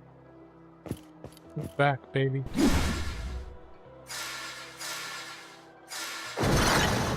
I'm dead.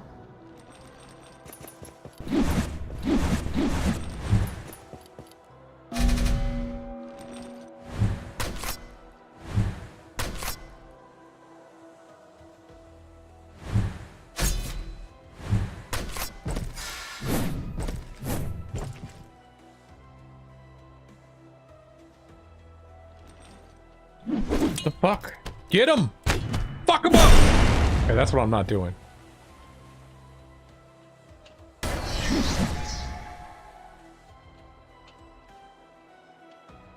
Line kick that bitch. Yeah.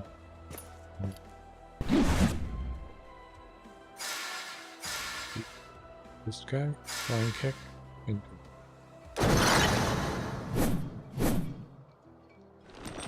oh, there comes that. Ouch. Ah! Ah! Yes. Off the traps.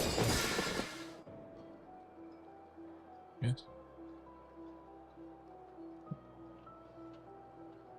Backstab. Move. I think the trick is to also move because backstab him. Shield. No, I'm good.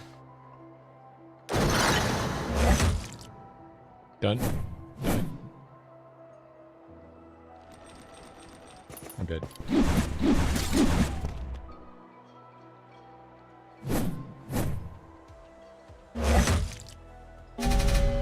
Oh, he's gonna jump. I want to backstab you. Backstab you. Calcitraps you. Oh, everyone actually. Line kick you. And move him. Okay. Here. Here. Line kick that bitch. I need to go up. I need to kill him. Can't I just kill him? God damn it. I don't like this game. Oh, he did. He auto attacks. I forget. I keep forgetting. Jesus Christ. Attack forward. Never set yourself in front. If you're not your turn, I see. Okay, good. We're doing actually better. We don't have new heroes.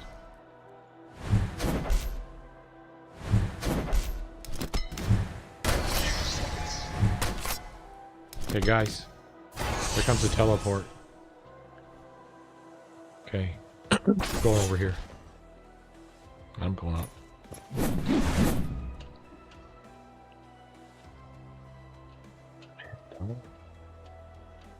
Go back here.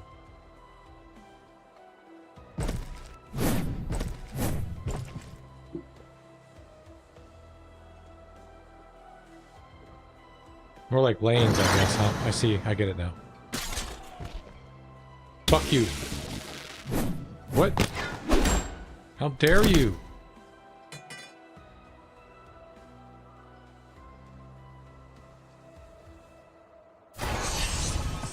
No.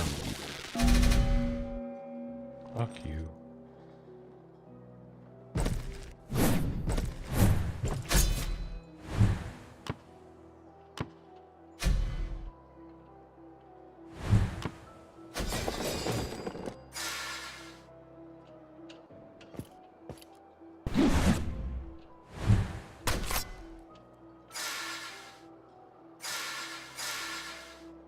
Okay. Dead.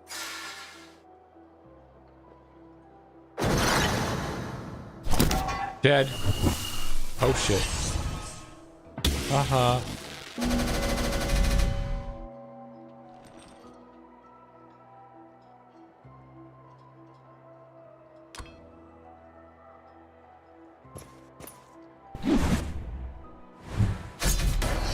Die. Okay, I got it. Okay. Okay. Thanks. That time I go. Oh shit. Oh shit. Holy shit, chat. I got it. Oh. Okay.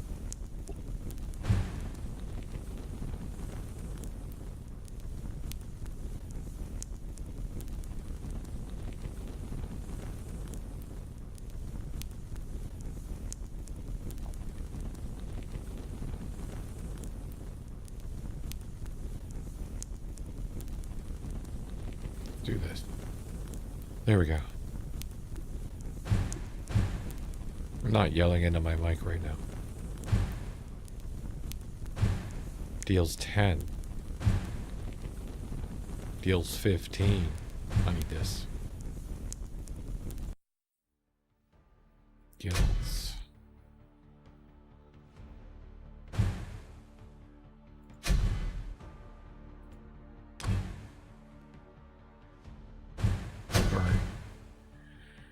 Let's put burn on him. Okay. And then back. We're not going to spend all of our money this time.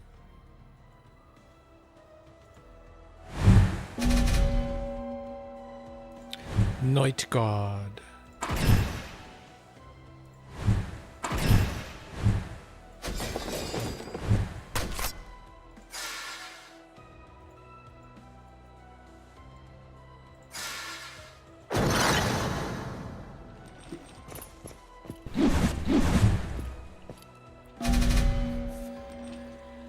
Okay, go here. Go here. Call him in. Call him in. Backstab that bitch. Shit. Okay.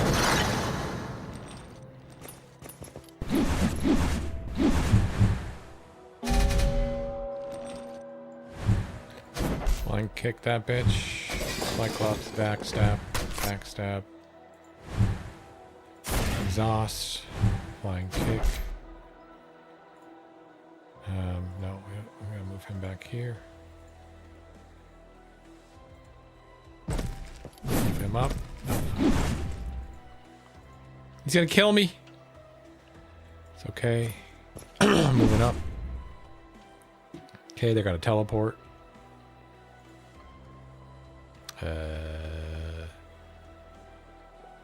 That's not good.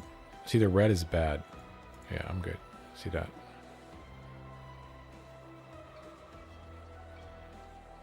Oh, they're marked. This is a fucking...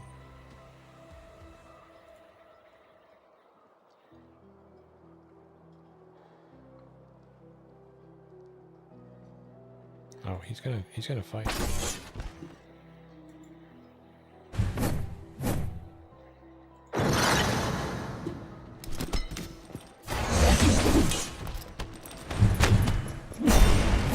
It's gonna burn. I don't like this. I don't like this roll.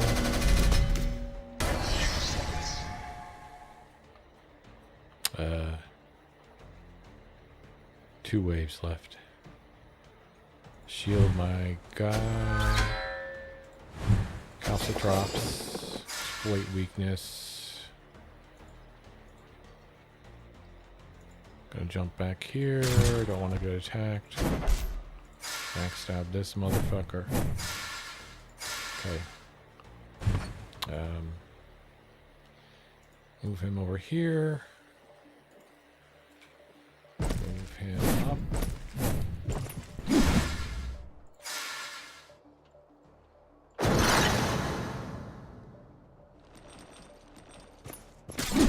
Oh, he jumps. Ouchie. That wasn't X. You're gonna pay, bitch. Told you.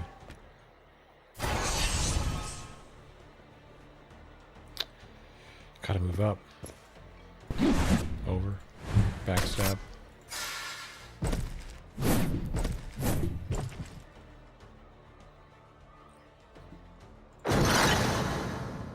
One wave.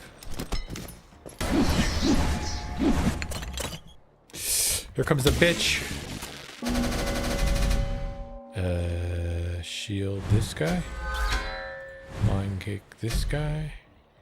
Line kick this guy. I can't do that. Backstab him. Backstab him. Line kick him.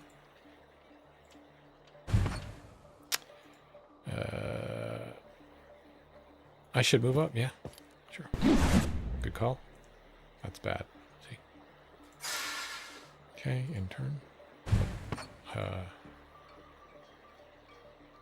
Why would I move there? Oh, he's gonna jump over. Let's try this.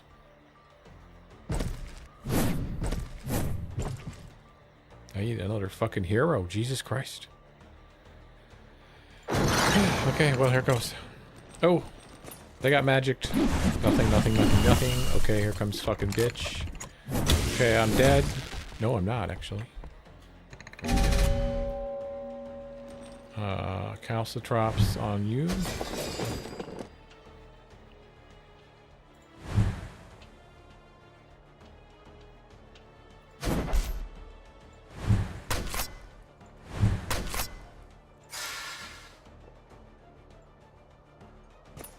What are you gonna do? Okay. Yeah. I'm gonna go over here. Hidden blade on your ass. Oh, fucking heal, bitch. Kill this guy.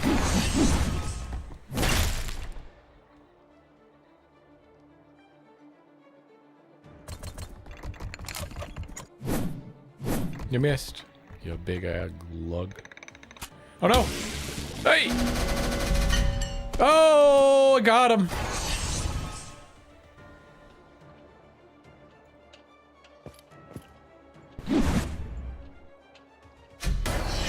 Okay, we're gonna flying kick, flying kick, flying kick, calcitrops, calcitrops, shield.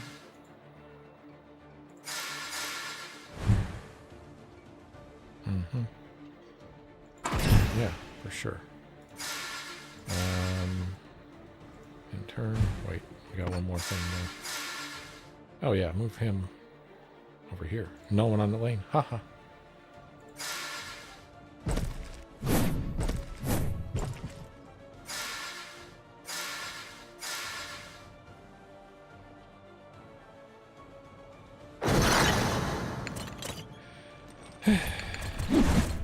Oh, we killed their leader. That's their leader, huh? Backstab. Backstab. Backstab. Flying kick.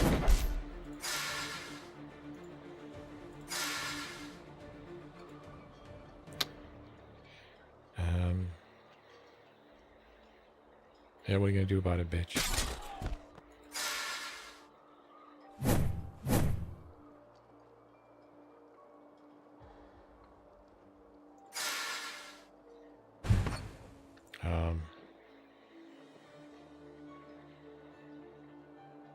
Sure.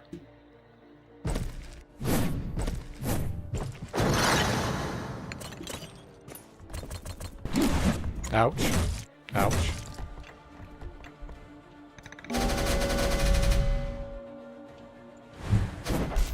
Okay.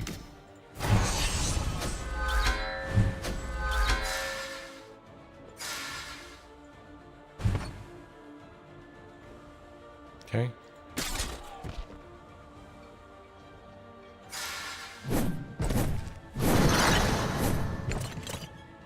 Oh, you got missiles or something, bitch? Fuck! Made the right move, dude. Holy shit.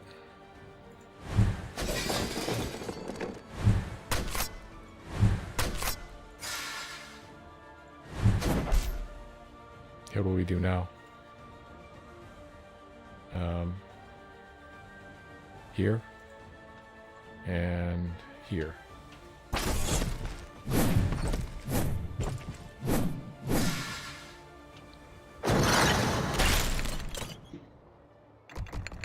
Get him! Okay, he was a distraction at least. Oh, now you attack forward too? Jesus Christ. I'm glad I did. Remind me to stay the fuck out of 4 ranges. See, that's the range I see. Okay. Kick. Move him back. Calcitrops. Calcitrops. Move behind him. In turn, cancel.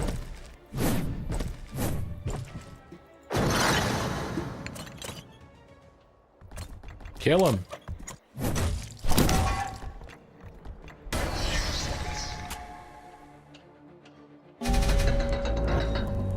What did I do?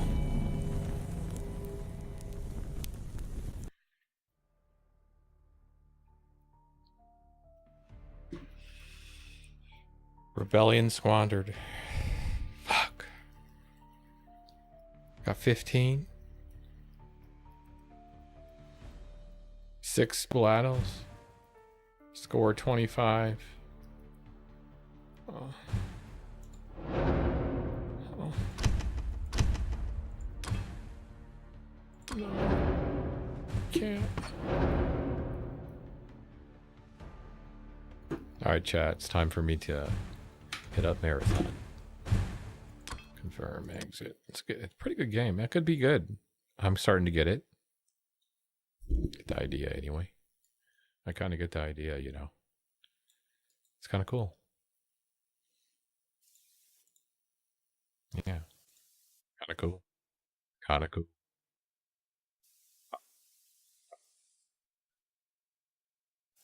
Kind of cool. Kind of cool.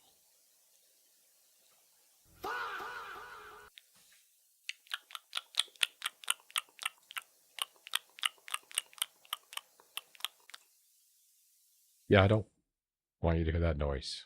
Why I turn that on? All right. Marathon, Empire and Decay. Thought I'd like that.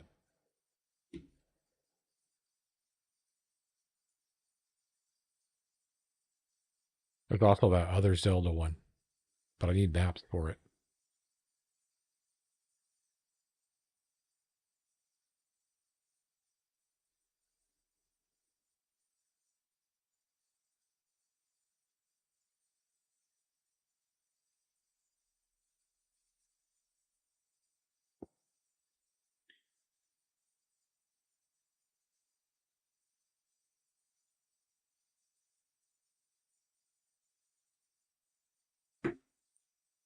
God damn.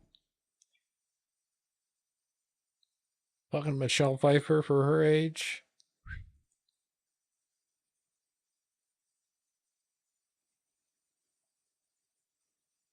Even with a wig on.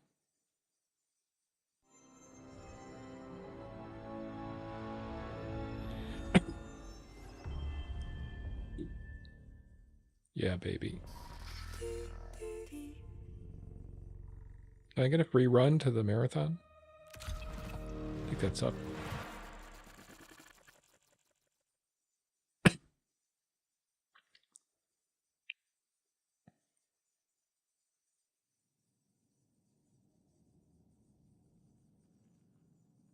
don't even think I have enough gear.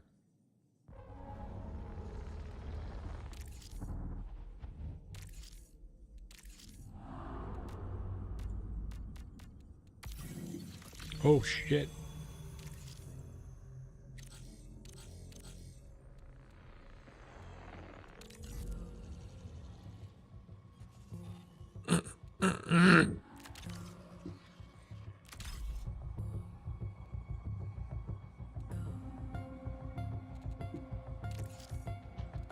Loadout requirement. Take it all, dude.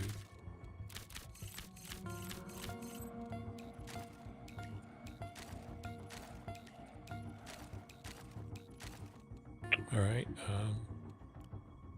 Ooh, there's a backpack. Take that too. Jesus. Can I have the backpack, please? All my loot, please. What's my value? 2K? Shit, I gotta make it 5? Loadout requirement. 5,000.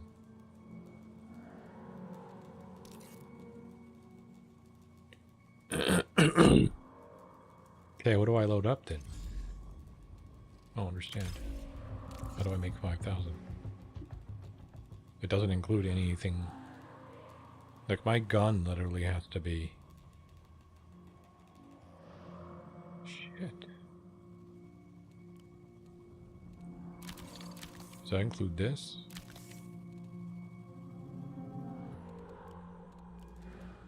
And this? And this? And this? And all this? Still 2.9K. The fuck? Supposed to go in with a fully loaded backpack? Okay, there's an implant.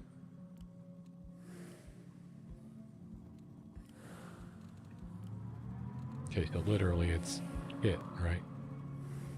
Not what you're carrying. Oh, it is. Just carry a bunch of these in.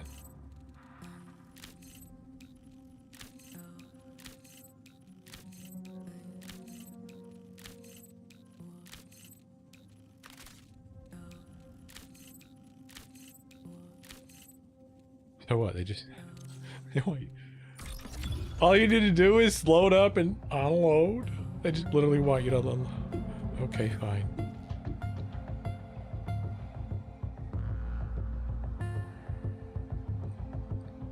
Oh, we got a crypto archive sponsor kit. I could have done that.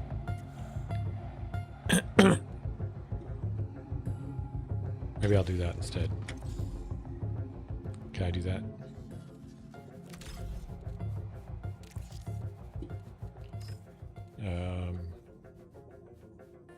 Cryo archive sponsor kit.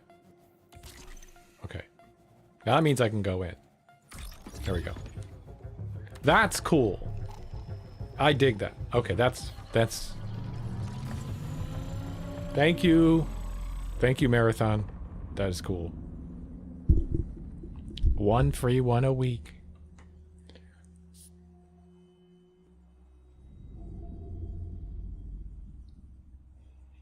How about 2? How about 2 a week? Come on. Not that much. But if I get out with good loot, whoo, you go back in right away. That's cool. Never been. First time, boys. First time in Cryo Archive on the Marathon. That's right. Happy Friday.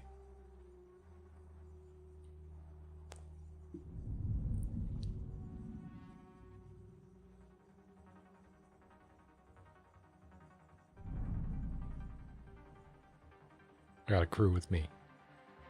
Yo. Yo, yo, yo, yo, yo, yo, yo, yo, yo, yo, yo.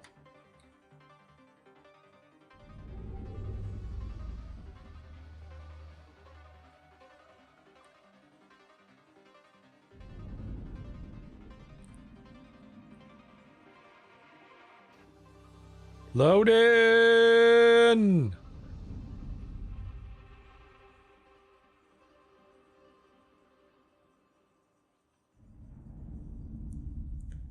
Load in, bitch. I gotta eat the pizza. Pizza. Pizza. Pizza. Pizza. Pizza. Charge up and chill. Cachet rules.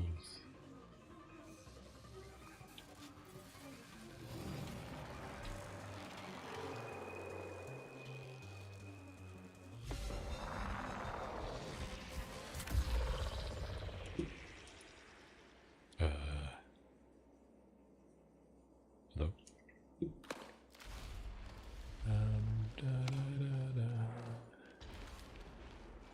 Let's turn this up, boys.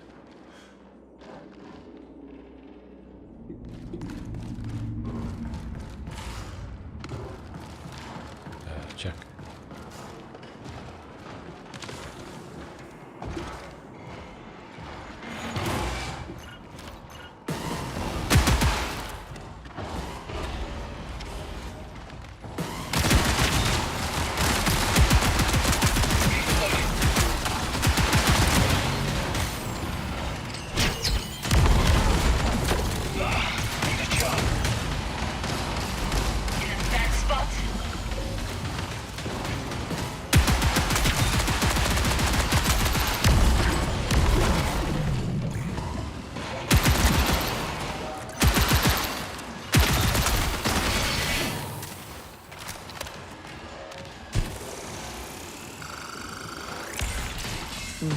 Might have value.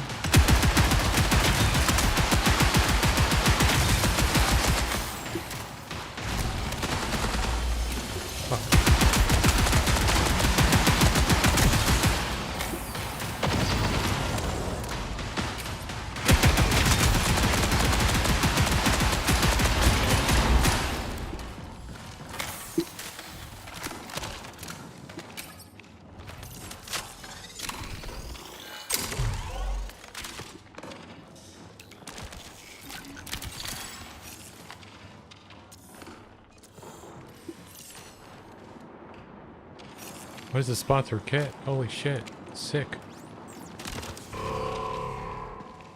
Huh. Check, check. You guys hear me?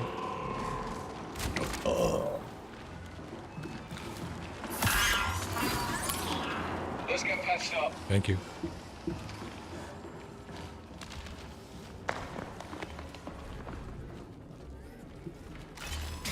First time here.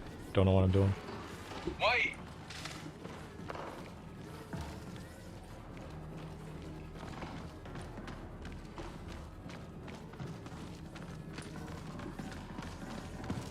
What do we do, folks?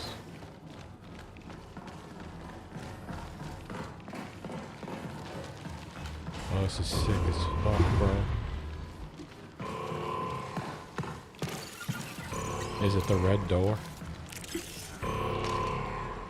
Oh, okay, they're coming in.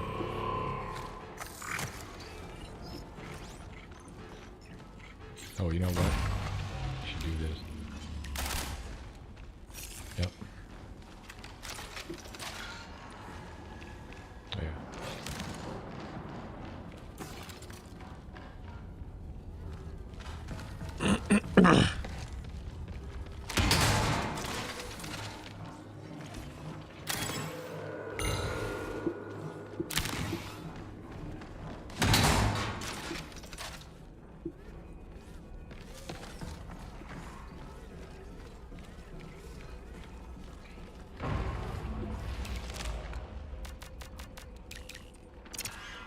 This your Holy thing? shit.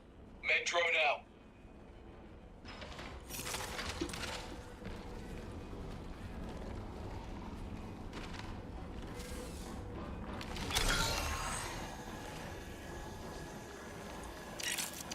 Careful here.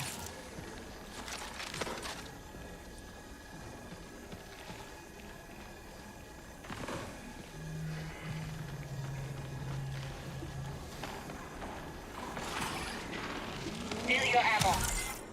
How about this?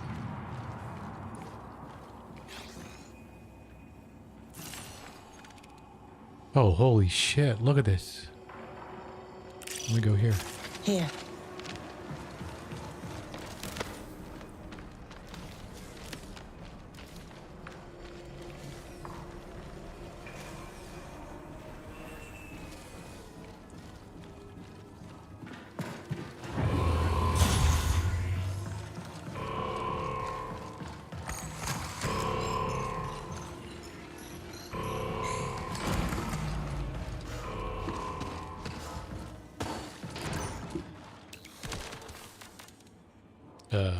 G.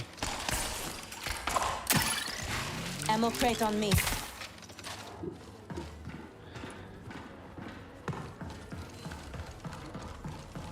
Okay, so we wait till door open. I see.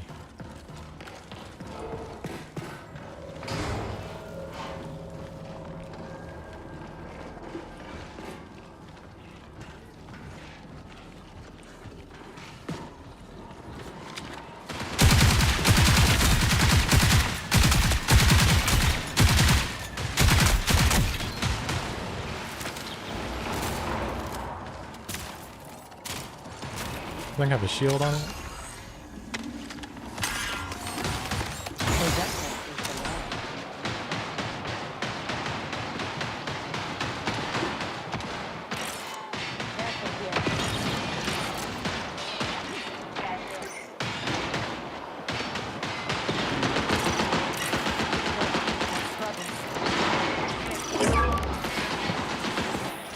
Team. Team.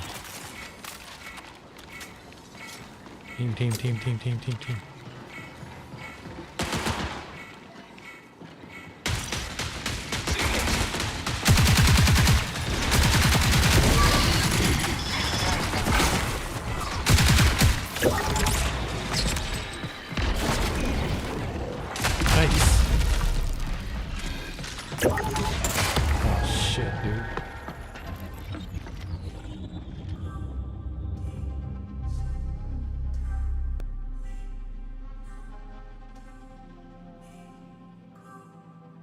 Shit. Oh well.